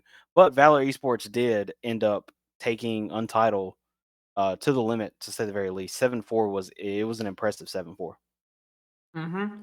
So I'm gonna say this. I think Hanyu has an edge. And the reason Mhm. why, we see what they're capable of doing when it comes to pivots. And this is a map that enables that very well. On top of that, there's nowhere near as much that you have to clear in comparison to what we saw on console. It's nowhere near as big of a map, and I think that favors them tremendously. Having the ability to just go through a lot faster. The only thing I could possibly see as a choke up is how they handle power positions like piano. But I mean, as long as they're holding firm crosses and outside positions, I think they'll be fine.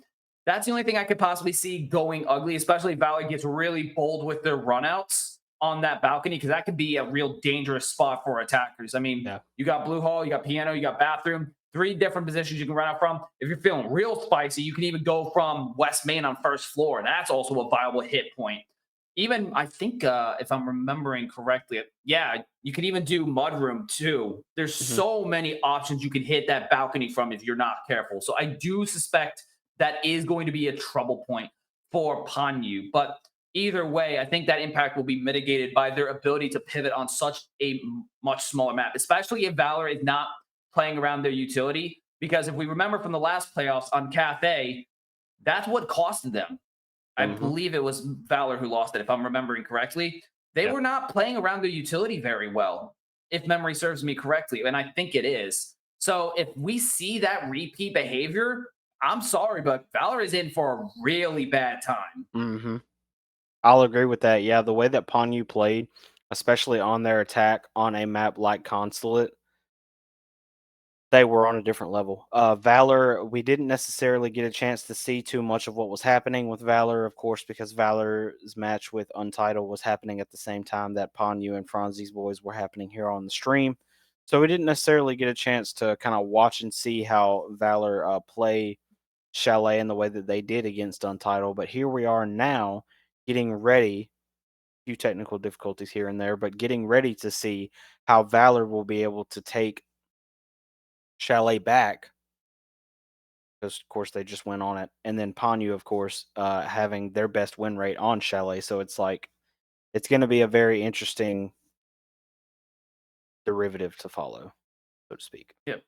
I think whoever is going to take the lead on this will probably present themselves very early on. I'm not too keen on there being a back and forth. Either Panyu chokes hard on power positions, or Valor just gets their key position swamped. It's one of the two. I don't suspect this to be super close, but it does look like we are ready to go, and we'll be heading right into this first round. So we're going to see them playing it off immediately, starting off with bar and gaming room, the first floor, which I've said this before. You can't blame them. I'm going to be honest. If I'm on Chalet defending, basement and second floor is kind of dicey. Yep, This is kind of the best you're going to get for defense. I will agree with that. And really quickly, dear viewer, we did not get a chance to see the operator bans. So if you are like me and you're watching this on your phone and you're having trouble figuring out what ended up happening, we didn't get a chance to actually see the bans pop up on the screen. We just got straight into it. Valor Esports banned Ying and Mira. So that's Mira being a very important defender to get off the board first, I'd say. Ponyu ended up banning the Clash and the Montaigne this time, along with Ponyu starting on the defense here. Very interesting bans. It's completely different from what we saw them ban against Franzi's boys. Yeah, I think they're honestly just trying to double down on not getting slowed down or kind of capped off here, which so far makes a lot of sense. Though they still have a shield to deal with, which is Duskin on Blitz. But I think they handled that quite okay when they had to deal with a shield coming in from Franzi's boys last game. I don't think this is going to be a major issue for them, though this hopping around the corner is going to serve to be a problem, though Melee comes in, and Wava will actually win that against Duskin. By the books, that usually is not very winnable, though Lambe does go down off screen. That is a loss, and Framework with a nice ping shot onto Roston will be able to take that down. It's now going to be a 4v3. Valor Esports taking the lead against them as they've lost some decent active utility. The Nitro's gone. The Azami Kiva barriers is gone. That's a lot of heavy hitter active utility that just got wasted there. And that's exactly what happened. Wasted. You cannot use it if you are down. No goes down at the hands of Nifsu, and then Chi gets one right back and gets Nifsu off the board. So it's 3-2. Chi playing the striker as well. I love seeing the striker play come out. We saw it a little bit last match. Framework ends up getting hit pretty hard from below. I believe it was Huava. Oh, And look at that. They're looking for a little bit cleaner of an execute here. You're down to your last 3. No one's at full perfect health. You have to try to block off where I believe it's Diamond is sitting. Of course, Huava is down and around the other way now. I do love the utility that Sins brings with the grenades, having the DMR and being able to effectively cut off where Diamond is sitting.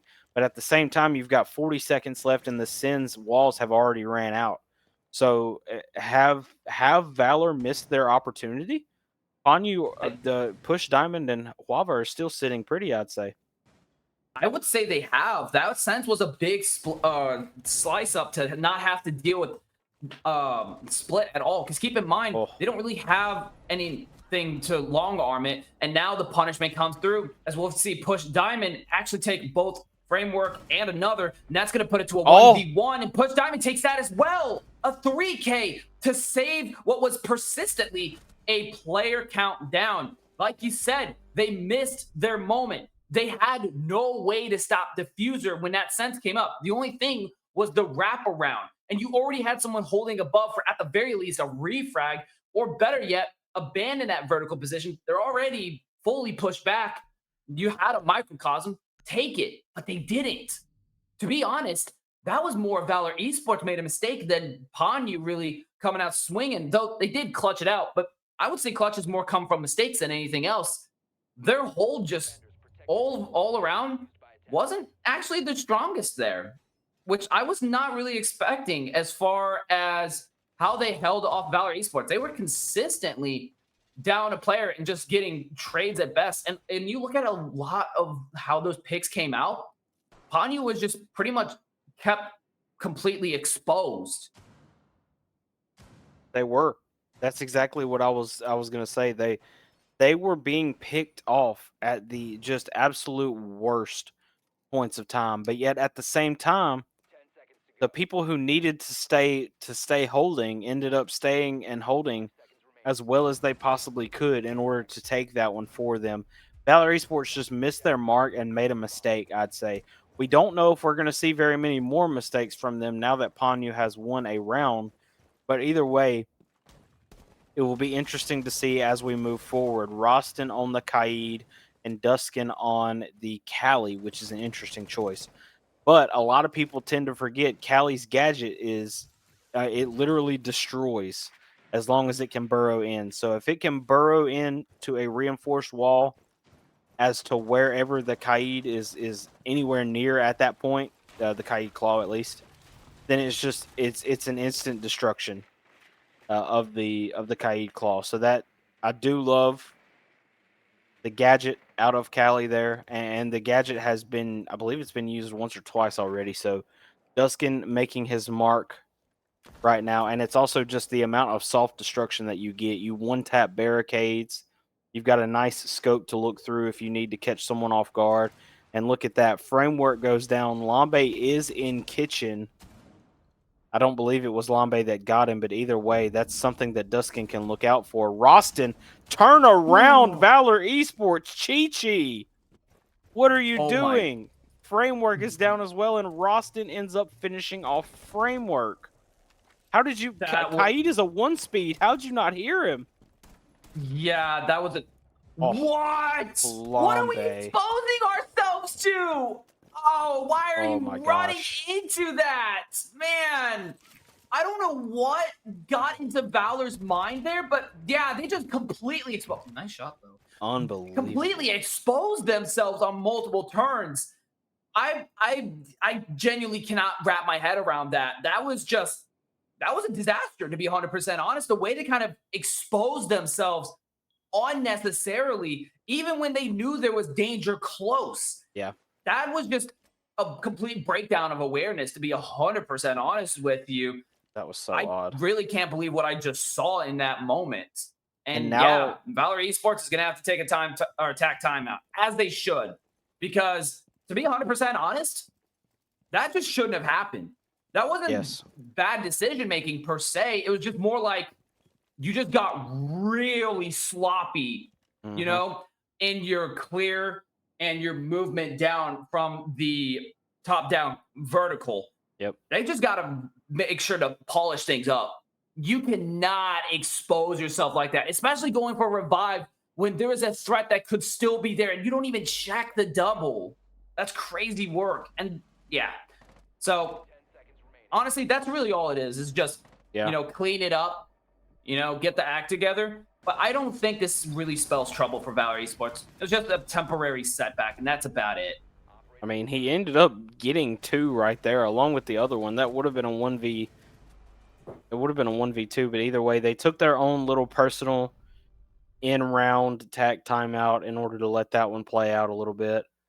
Valor just picking the wrong times to do certain things against Ponyu, and Ponyu are punishing them for it. Just the way that they've sat the defenders around the map is just making it to where Valor is just uncomfortable. They are not feeling like themselves. They're going in the complete opposite direction that they need to go. And Ponyu are really taking advantage of that. And they're also, I would say, taking heavy advantage of the fact that they started on defense first on this map. Because even if Valor would have started on defense, I still think with how good Ponyu was on the attack last map, I don't necessarily know if there would have been too many differences. But as of right now, Ponyu are still, from what we've seen, on another level. And Valor Esports, at the same time that we're saying that, in the same vein that we say Ponyu are still on another level, Valor Esports could easily be there if they stopped making the same mistakes that they have been making. As Framework is now on Yana, we're finally seeing a Yana today. Piercing was talking about it earlier. We're actually getting to see the human drone herself being played by Framework here. He's played some very good he's played very good support for the team so far, and he's been some good support operators. So it's interesting to see how he might make this Yana work. Yana is one of those operators that is really good if you have to deal with a whole lot of clearing and you want to more focus on the execution and then pivot once you find something. That's what I think Yana is so strong for, is that ability to solo drone yourself without sacrificing drones or putting them in long distance locations that become inaccessible as the clock ticks down. This just gives you a lot of maneuverability with your drones intel. I think that's what's really important. We're going to see a back-to-back and Framework picking up a double kill. Duskin, they just forced him on site. They're going for a diffuser. And holy moly, Pado is taking the pain right now. Though we do see World Eater go down, but it's all going to be up to Lamba as Valor Esports is able to force on the site. Tries to fight back, but we don't catch it. Framework shutting it down on the site. They just completely walked in uncontested. Now, if anything is a wake-up call, it's that. Allowing a walk-up like that, I would not have expected Ponyu to have been so vulnerable to, but they just got absolutely crushed out there. I mean, it's as simple as Valor waking up and realizing, okay, let's take this round just within its 2-minute time space at a time right now. Let's focus all points of entry on what they have prepared for least. And they noticed immediately that office and canine door were just left basically completely wide open. And that is exactly what they did. They took advantage of what they realized the defenders weren't paying as much attention to. They need to continue to do that if they want to be able to just keep Ponyu in at a stalwart, keep them going at a snail's pace, continue to divert their attention in the opposite direction to a point where you can advance off of it, to a point where you can win rounds based off of it. They've already done that once, and hopefully for in Valor's case they continue to do that, because that was exactly what needed to happen. They focused the point of entry in the best way possible. Mm-hmm. And so now we're going to see if Valor Esports will be able to repeat the same success. Though I think Panu has a bad taste in her mouth after that happened. Wow.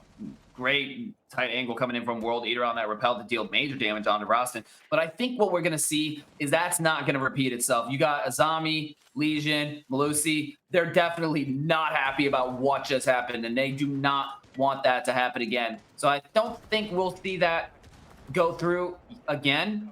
But I mean, the composition still looks as if they're going to try to run it down with framework on the Lion, and you got Grim and also Duskin on Blitz. I think this very well could be what they're going to try to go for again, especially when you have Flores to try to take down all of this different utility that is available from Malusi and Azami.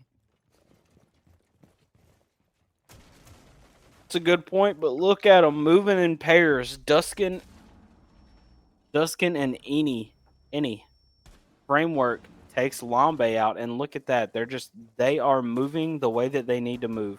You've got the pair outside right there of Flores and Eni and Buck. And then you've got Framework in there. You've got Duskin running around.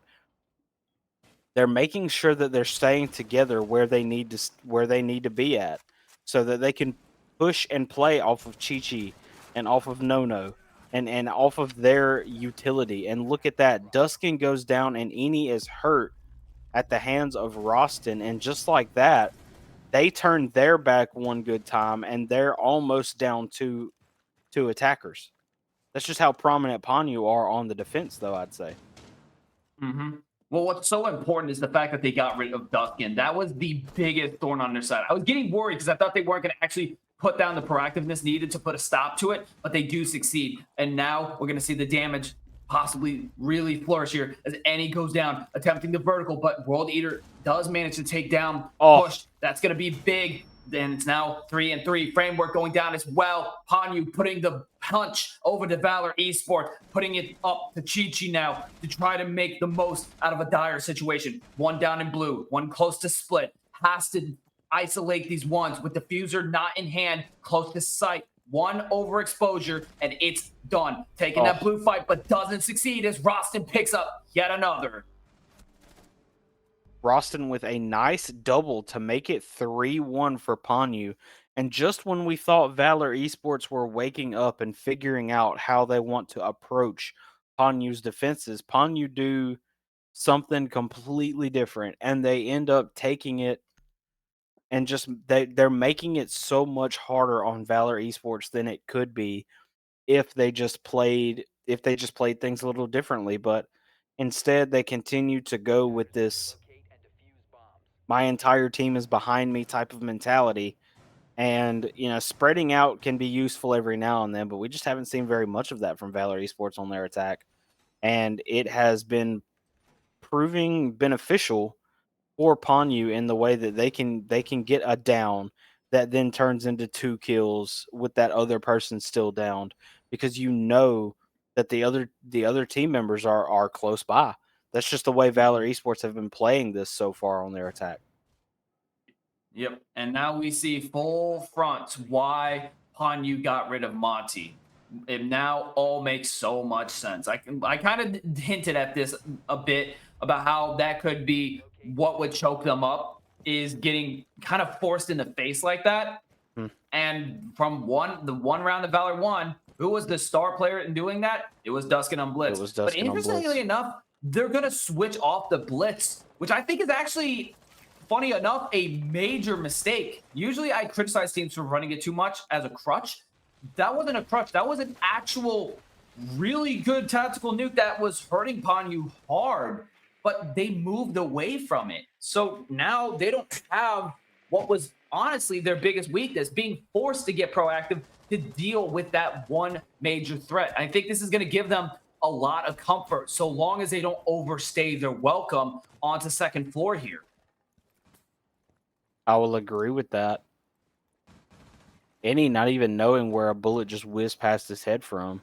He's got a pretty good idea that he could be re-peaked by Lambe here, as Duskin does end up taking Quava out. Duskin on the Ram, of course. He ends up dropping Diamond as well. securing that kill to make it 3-5, but now it's Roston taking it right back, making it 4-3. Framework doing as much framework as needed in order to make sure that his attacking teammates have what they need. In terms of intel, Roston getting shot up pretty heavily by Nono, I believe, and look at that. Or it wasn't Nono, it was Any. As Chi-Chi does end up finally taking Roston out, Framework dimes up Lambe through the floor, and now it's up to Nifsu, who does have the boss G, but Chi-Chi is just Chi-Chi and the rest of the team, honestly, except for Nono, are in there and they're ready. As Chi-Chi burns Framework up, but he wasn't the one with the diffuser, so I guess that's fine. And look at that. No Grimbees on Nifsu. He takes Chi-Chi down. But no. Oh, if he wasn't there, he would have got swung on, that's for sure. Unbelievable, though. That was almost a really good retake by Panyu and by Nifsu. But alas, 3-2 now is what we're going into. And yeah, Valor did take that one, but I will say it was not as convincing as it could have been, I feel. Well, I mean, the thing to keep in mind is when you have a boss G, you don't really have a lot of opportunities for follow-up here. So that kind of makes things quite a bit tricky. But I kind of talked about how one of the things I was concerned about is Panyu overstaying their welcome. And as you clearly said, they really overstayed it, especially when they lost their smoke that early on. Big mistake. That cost them heavily in having any kind of denial on site. Honestly, I really wasn't feeling it as far as them switching off the blitz, but clearly they showed me wrong. They don't need it to put the strain on Panyu. As long as they overextend and continue to be where they're not welcome any longer as the rounds progress, well, you don't really need a shield to punish that. They're punishing themselves. Honestly, that's true. Based on what we've seen, you're not wrong. Panyu kind of punished themselves in a way where they realized that Valor not using the shield was kind of the same. It was going to be the same either way for them, in all honesty. As we're looking for a little bit more of a standard attack here. Any does take Roston out. Roston was playing very, very aggressively. And honestly, so has the rest of this Panyu team. This round specifically, Roston had been hopping out trying to get a kill from a few different locations. And then just a minute ago, we saw another down towards bar door. But of course, rotated back up. Diamond is now back up there. If it was him, I can't remember. So now going into this next round, the question then becomes, how is the second floor going to look like? This is where I get worried, especially as Roston's already down again. Panyu is just kind of giving numbers away that really shouldn't be happening. They were a well-oiled machine, tight-knit, to prevent these kind of things from happening. And the Panyu that we saw last game, it just doesn't exist here, which is surprising considering this is their best map, but they're really not acting like it is as of this moment. Could just be defense. I mean, at the end of the day, they still picked up 3, which is already perfect. You don't really need to do more than that. It's anything after that, it's kind of a bonus and just a buffer in case things go wrong on your attack. So I will be heavily focusing on that. To have an outside defend rear. Oh, taking the breach. Holy Diamond. crap! That line of sight ended up being a backfire for Valor Esports tremendously, losing 3 just like that off the rip. That was devastating. Nifsu running into Duskin's line of sight, and it's all but over for this round. So much damage. All it took was one key position from Panyu, and it was over. Now, with 48 seconds, the Sent's going down. Managed to take Nifsu. Framework now has the opportunity to try to go for a plan here. Has Diffuser in hand. It's going to be up to Hawa and push Diamond to pivot back down and drop back onto site. Diffuser now going down, looking for this player to try to take him out. Does get a spot, but not in a good angle to take it. But will catch Framework, who will go out sprinting. But right into Diamond's loving hands, or SMG 9mm in this case, as they will be a round advantage going into the second half. You are going to be up 4-2 now going into the second half of this. Players requesting a tech pause. We'll have to see if they end up getting one. Valor is now going on the defense. Not necessarily sure if we will. But either way. Yeah. I was gonna say, kind of. There we go. Okay, there it is. I was like, we already missed one round. What's happening? But anyway, so now gonna be. Looks like we are unfortunately gonna have to possibly rehost. I'm not sure what's quite happening. If it's a protest or if there's a technical difficulty going on. But have time to toggle. Yeah, but now it's Valor Esports' turn to try to go and defend. And that's where things get a little bit scary, considering how fast they can play around. Other than choke points, I feel like this is just going to be all around a clean situation for them. I don't see this being particularly challenging for them. Unfortunately, I don't have the attack defense breakdown for Panu, but if I had to guess, this is their best map because of the attack. And the fact that they already have a round lead on defense means we're going to be looking at steamroll territory in just a second. I mean, look at what they did on attack on Consulate. They were just so. I mean, they took that split 5-1 on their attack on Consulate. So, like, I would like to assume that this is their best map because of their attack, just like you said. Anything is possible, of course, but yeah, steamroll territory is where I'm expecting. Valor might get one or two more, but yeah, Ponyu they're so prominent on their attack. I feel like this is their best map because of their attack. So, and if it was for their defense, they still won 4-2. And they're a good enough attacking team that they can continue to build on the 4-2 lead. So, yeah, I think, yeah, I would say if you're a fan of Ponyu, you don't really have anything to worry about. You're not in a dire straits whatsoever. This is a ideal situation.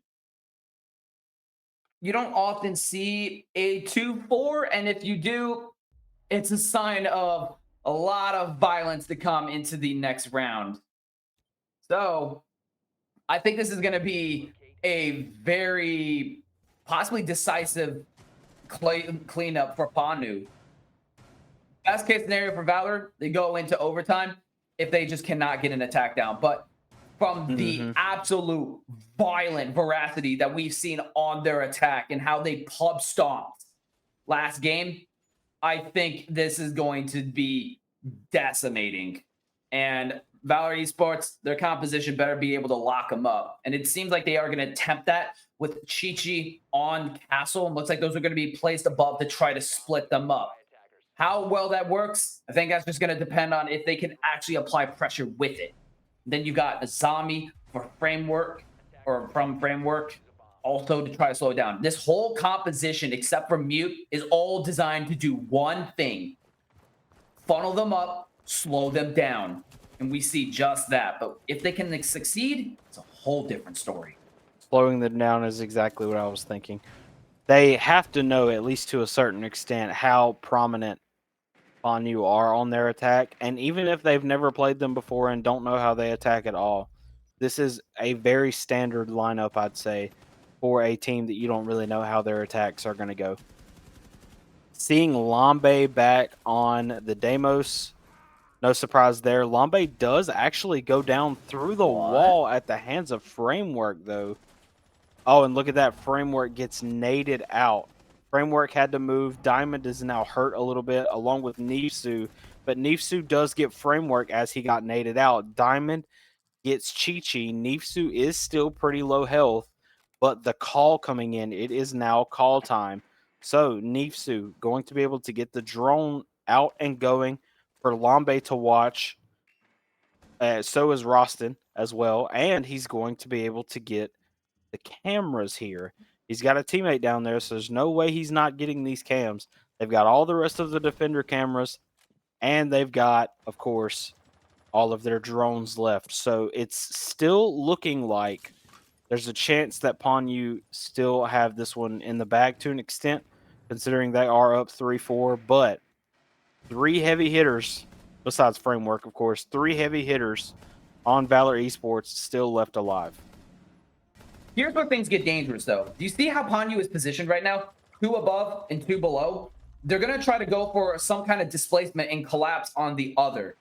With the numbers dynamics that we have right now, this is a really lethal situation because Valor Esports is going to have a gap. This is where 2 is far worse than just 1 death. And I don't mean just surely on, the numbers disadvantage. I mean, you literally are going to have 1 somewhere completely alone, unable to really support. And that, I believe, is going to be World Eater from above. That's going to take a bit of damage. So looking for the opportunity to walk up. World Eater goes down. I think that's the cue. That's the opening to full send it onto site, as there's only the 2 players on site, and you have still 1 above potentially. That is going to prove to be a lot of disaster in the scope for Valor Esports, unless they can push this back. And he's going down. Last one on West Main goes to the swing, able to take both. Nisu and push Diamond down. It's going to be all up to holding this out for 17 more seconds as Diffuser is not in hand, but Huava will be able to catch him from West Main. He didn't have enough health left, and now Valor Esports taking their official timeout. We saw them take a tech pause. That wasn't a space where they can discuss matters. And then we saw them take that mid-round, like mini timeout, tactical timeout. I believe it was round either 2 or 3. And now it's 5-2. Ponyu are still looking so good.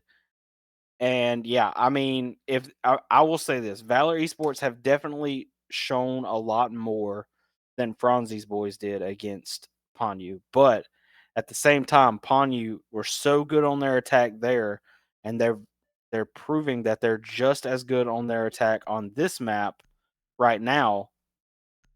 I don't really know what you say if you're Valor Esports. Either go next or change it up. And they are going to switch sites onto Wine Cellar and Snowmobile. They're going to have to not allow Ponyu to get that split push, because that is really lethal on a site like that. Most teams will full send the top control, and this will allow you to at least reassert yourself onto site itself. Ponyu knows that that is not how you play those types of sites. You don't have to necessarily take top control. They didn't have full control until World Eater died, but they were able to push it off enough to really put the paranoia and the fear into the heart of Valor Esports, and the fans for that matter, with 3 rounds down. If they cannot disrupt that in a meaningful way, or at the very least keep their numbers up to repel that kind of displacement, any kind of execute that Ponyu has is going to be painful to deal with. This is that strength that I was talking about, that flexibility and pivoting. Ponyu could have dropped hatch after taking top. They could have full stented horizontal, which is what they chose to do. They had options. And what did Valor have? Not those same options. And second spawn peak attempt. And this time, World Eater is going to get shot the heck down by Push Diamond. That's already a decent setback, because that's active utility that you just lost. Was that a worth it gambit? Gonna be honest, I'm gonna have to say absolutely not. I don't think so. I don't agree with it. You come out of your attack timeout and you think, okay, if we don't spawn peak, we don't win this round. If you do spawn peak, there's still a very good chance that you don't, even if you lose it like they just did. Nivsu goes down at the hands of Duskin, though. Not all hope is lost yet for Valor Esports here on round 8. Of course, Framework is still alive. He's being sought out, and look at that. Duskin uses Framework to kill Lambe for the side of Valor Esports. And just like that, you're thinking to yourself, okay, they failed the spawn peak, but they're also playing so much more coherently as teammates, I'd say, right now. Chi-Chi does go down at the hands of Huava, though, so never a doubt that Ponyu were at least going to make it close, even if they were to lose a round here. Wava is still hurt a little bit, and he does have the diffuser, so you have to be careful. There's a lot of cues, sound cues that are going off, letting them know where Wava is. Mm-hmm. And if there's they still a swing on nitro in him, hand. diffuser's down. Exactly. If they swing on him or throw a diffuser in his direction, then or throw a nitro in his direction, then diffuser's down in a precarious position. Right, and there's no one really to follow up on that. They're in a very vulnerable moment or position at the moment, and Valor is not capitalizing on it, and they can't because they lost their 2 roamers before 130 hit. So they're kind of down on time when it comes to their efficiency in draining the time. Ponyu does have a little bit of a time pivot here, which they are using to be a bit more cautious in their approach onto site, which does them well. Keeping Awava alive is going to be crucial here. Though I would say keeping him still on the diffuser could potentially be a mistake. As remember, there's still Nitro on the board and a Pokeball as well. All it takes is 1 to connect, and Wava is going to be down, not able to plant. And that could really put a wrench down to 20 seconds remaining. Flash is going out. Now begins to push, but you got 1 over in West Main. Wava takes it. That's going to take Framework down. And now the plant is going to possibly begin, but they get caught over on Cellar, and it's going to be a wraparound as Valor Esports shuts them out. They're still going. Look at that. He never left behind the pillar, which is interesting because they didn't continue to wrap around the pillar to try to move him off that spot, but instead they were going for such a linear, watch the hole, watch the wall, and it very clearly was not working. And either way, they didn't have enough time left, and Huava was hurt even after he had gotten the kill. He was hurt enough to where not much had to happen for him to be gone. And now it's 5-3. Valor can obviously still come back from this, I would say. But Ponyu are still looking really good as we have the infinite shooting bug for some reason. Very nice game, Ubisoft. Very much so love you for that. Yep. And so, fight continues. Valor Esports by no means out of it quite yet. And I mean, that aggression towards Cellar entrance was beautifully done, to be honest. That was the one thing they could not afford as they were pushing that in so late. They got all those walls open right towards the very end and never cleared that position out. A major misstep for Ponyu there. I really do think they still got it, but the roam needs to be cleaned up a good amount because that is where they're getting stung, is they're losing players too fast. Though in their defense, they haven't lost any roamers to spawn peak, and they haven't gone for that, which is a lot better. Missed the Brava drone onto Nifsu, who's still taking out every single piece of utility that is directly approximate to site. All of that exterior slowdown utility is now gone. And that was the only real way to slow them down, unless, a Frost connects. But let's be honest, what's really the odds that everyone knows Frost gets spammed on this map? There's still Fenrir on the board, but otherwise, all other slowdown utility, it's not in Valor's hands anymore. And World Eater will go down thanks to Wava. Crucial walk up. Still a little bit of a gambit all alone, but either way, this gives them a much better chance to deal with those Fenrir utilities.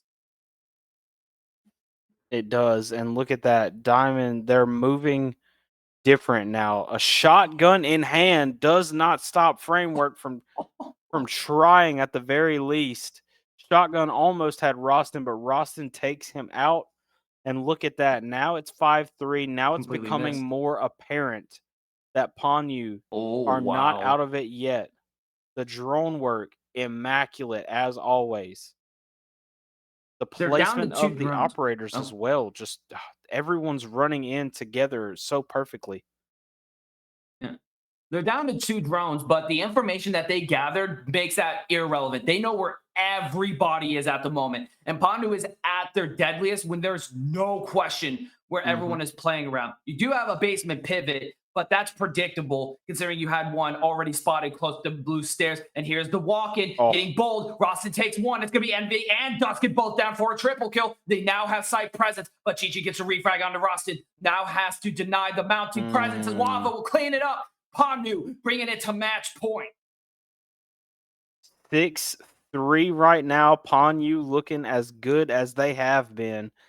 They have a really good shot of going as far as you can possibly go. And as of right now, I believe that is winning the qualifier and making it to Voltage League Season 6. So, yeah, or Season 5, whichever season. I think it's Season 6, though. But, yeah, Ponyu, they're doing their absolute best right now. And it might not even be the best that we can see out of them. That's just how good they are. Yeah, so good. They're doing extremely well. They had a bit of a rough start, and they're still taking some gambits that I do find questionable. But in either way, they're not going for these 45-55s, with the notable exception of shotgun straight to the face. And the only reason that didn't flip around was because they just completely missed. I mean, there was no damage on Rostin whatsoever. Just not at all. That's all it was. How that happened, I can't exactly say. Probably was a panic shot from having someone suddenly in your face, which Rostin loves to do, as we clearly saw with that walk-in to bar.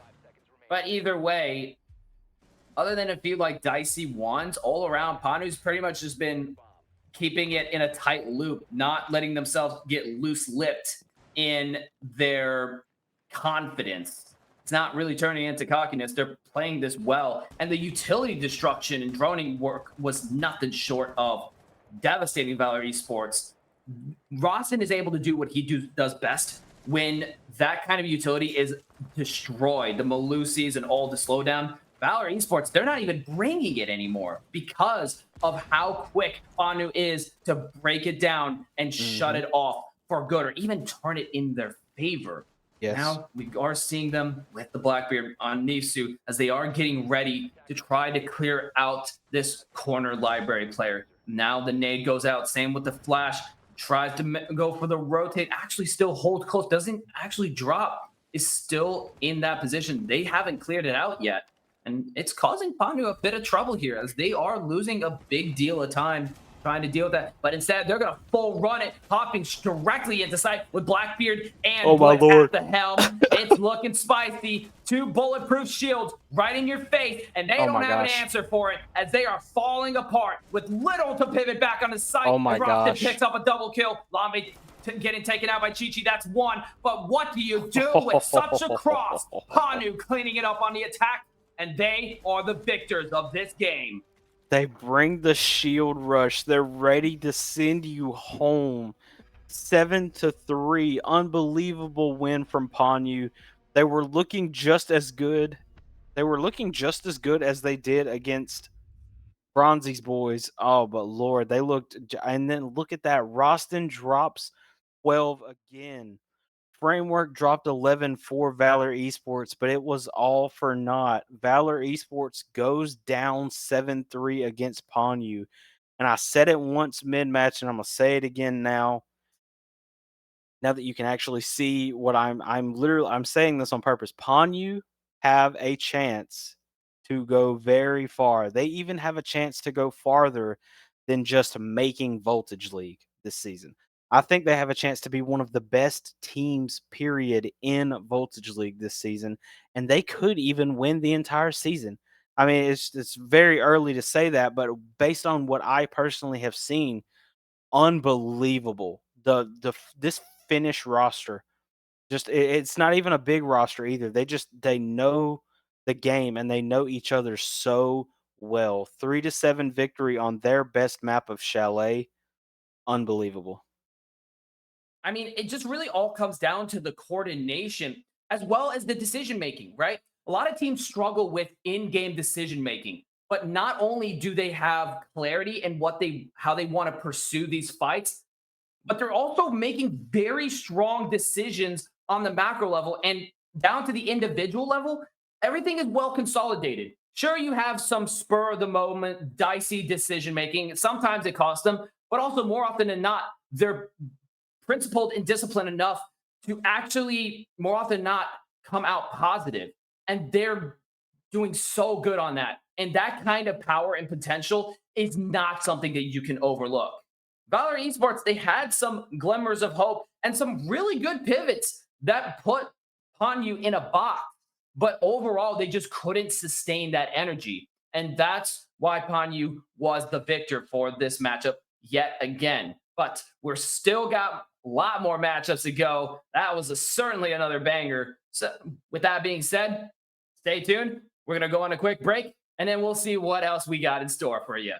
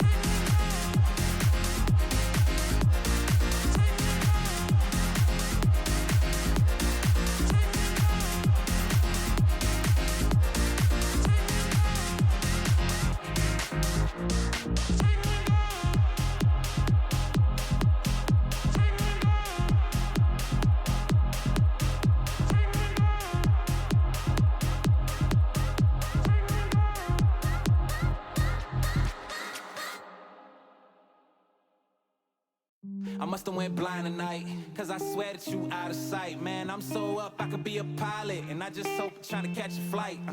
So let me get the digits. I call right now if you with it. I seen 1,000 pretty girls in this room, $1 I've been looking for you. I've been searching, it's so hard to find a girl who's one of a kind. Just being alone just isn't cool.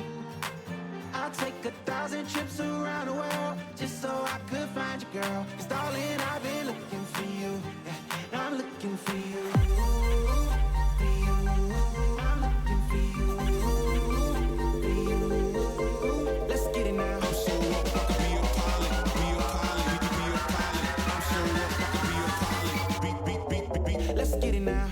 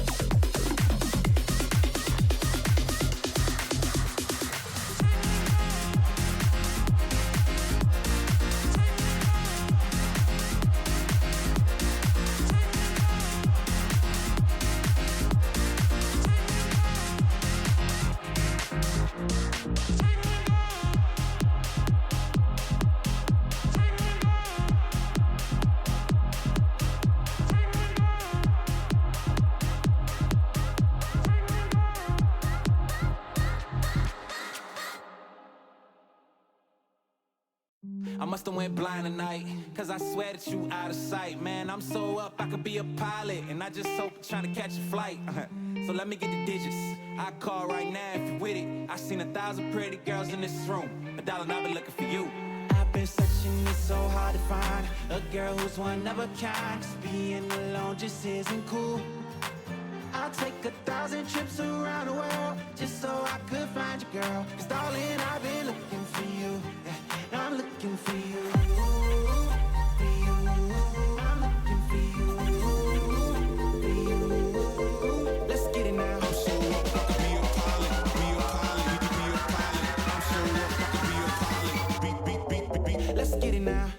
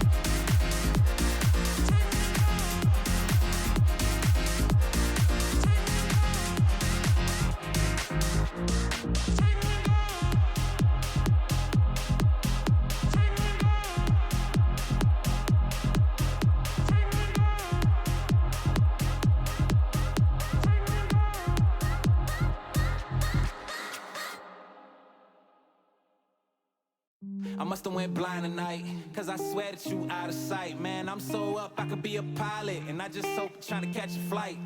So let me get the digits. I call right now if you with it. I seen 1,000 pretty girls in this room, but darling, I've been looking for you. I've been searching, it's so hard to find a girl who's one of a kind. 'Cause being alone just isn't cool. I'll take 1,000 trips around the world just so I could find you, girl. 'Cause darling, I've been looking for you. Yeah, I'm looking for you. For you. I'm looking for you. For you. Let's get it now. I'm so up, I could be a pilot, be a pilot, we could be a pilot. I'm so up, I could be a pilot. Beat. Let's get it now.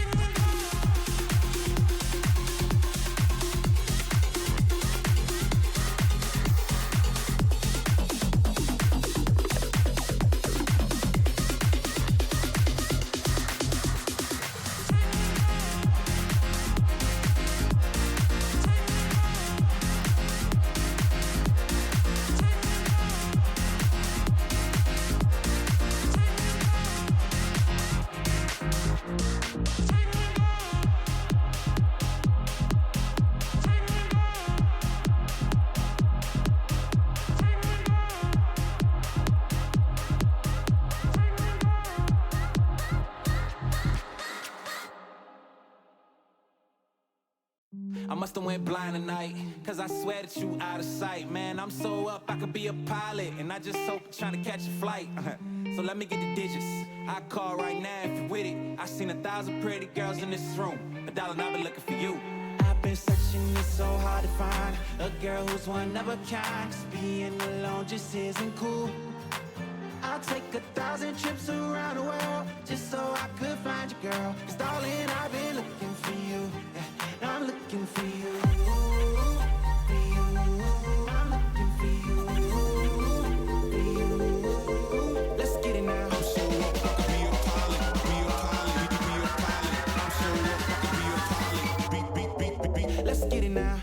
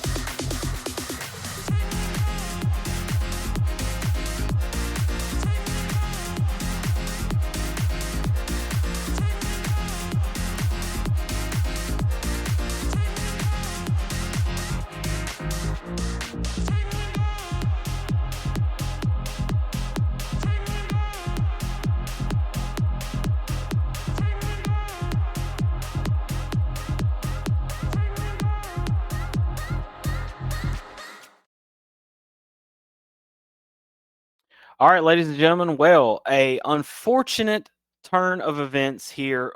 Voltage League Open Qualifier. We have ended up losing a staff member due to an emergency. So instead of covering your semifinal and final matchup in order to see who qualifies through this qualifier for Voltage League this season within this group of teams, we will now have to end stream instead of being able to give you those last two best of ones that we were originally going to give you. Where we will leave you though, and I'm looking at it, I got it right here. So Wild Multigaming, we saw them in round 1. They beat PBX Academy. I believe PBX Academy might have forfeited that one. I'm not quite sure. I think they did. And then Pan Yuhon beat Valor Esports. We did see that one. That's the one that you've got top of your screen right there. That was the last match that we did.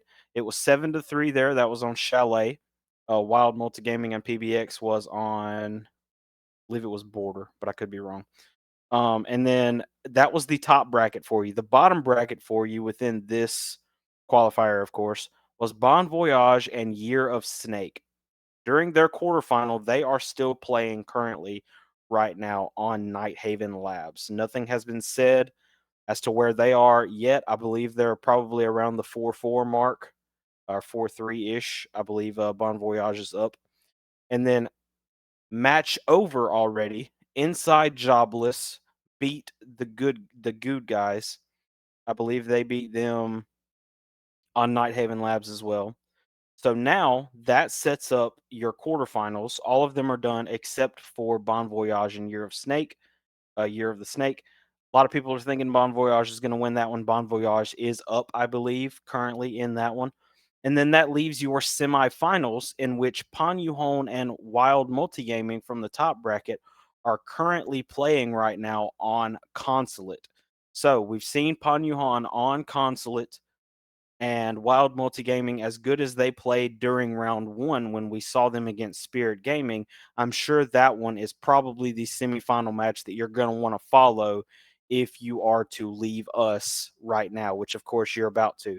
And then Inside Jobless has already made their way to the quarterfinals or to the semifinals, and they're waiting on Bon Voyage and Year of Snake to end there. Bon Voyage being a big name coming out of that bottom bracket, as well as Inside Jobless. So we've got 4 really good semifinals, or 2 really good semifinals between 4 good teams happening right now. Wild Multigaming and Pan Yuhon, 2 teams that we actually got to see today here on stream. And then Inside Jobless is looking to hopefully go against Bon Voyage, but Year of Snake are giving them some trouble. So that puts us in a situation where we could either see Wild Multigaming versus Inside Jobless, Wild Multigaming versus Bon Voyage if they win, or Pan Yuhon versus Inside Jobless, and or Pan Yuhon versus Bon Voyage if they win. Bon Voyage are currently up, so we're kind of expecting them to win. Anything is still possible, and that could be what you end up seeing for your finals. So right now, Wild Multigaming and Pan Yuhon is happening. Inside Jobless is still waiting to see if they will be facing Bon Voyage or Year of the Snake. And yeah, due to the unfortunate loss of the staff member that we had, the Voltage League qualifier stream will end. You will not be seeing us very much longer. But if you wish to follow the rest of this to see if Pan Yuhon or Wild Multigaming, win, or if Inside Jobless end up taking on Bon Voyage, vice versa, then you can always try to look them up on Twitter and follow them. I believe we had a few different sets of their Twitters in the show prior. So when the stream ends, you can maybe go back on that and see if they're tweeting about it, or maybe if they have a Twitch link. But other than that, when it comes to covering it here for Voltage League, just for today, this qualifier will be done. Stream will end after this. I did want to let my well-esteemed co-caster here, Piercing, talk a little bit about what he could be expecting, even though the match is happening right now. What he could be expecting out of Wild Multigaming versus Pan Yuhon, and what we saw so far today. So, I mean, as far as what we saw today, it really was just a lot of brawler matches. And I mean, we're not talking regulation. The only one that was regulation, funny enough, was Banu versus Valor Esports. The other ones were just straight up blowouts, like we saw with Wild Gaming. I mean, Spirit Gaming also got completely blown out. So, as far as what we can tell, the biggest contender by and far is going to be Banu. We saw them twice. They're on a totally different level of gameplay that you often do not see in this tier. I think that's going to be kind of the titan that you want to watch out for, is how they push this further, because right now they're looking to absolutely demolish. I mean, there are a few cracks in the foundation. We kind of saw a little bit of that, how Valor picked up their 3 rounds, but overall, still incredibly strong. I expect Wild to be able to pull up a little bit further into the semis, but I think they're going to taper off real soon. So that's honestly the biggest things that I can note as far as what to watch out for. When it comes to Bon Voyage, again, I think they will likely progress as well. They beat Valor Esports. It was close, really close, but they did win that one out. And I think they're just a bit more consistent and have better decision making when it comes to their round by round plays. So expect them to come up a little bit further. But other than that, yeah, I mean, there were some blowouts, and one team has really shown what they're capable of. But other than that, unfortunately, that's all we really got for you. So thank you everyone for watching Voltage League. Apologize for the delays. That's what we were waiting on, was match settling, and then we had that emergency come up. Not a lot you can kind of do there.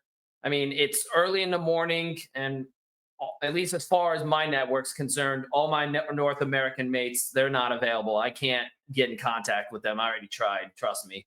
And all the EU guys are kind of locked up as well with other events. So with that being said, appreciate everyone for watching, and thank you to the production for making it as possible as we could. And with that being said, we're going to be signing off. So thank you. Take it easy and enjoy the weekdays if you can. Work. Yeah.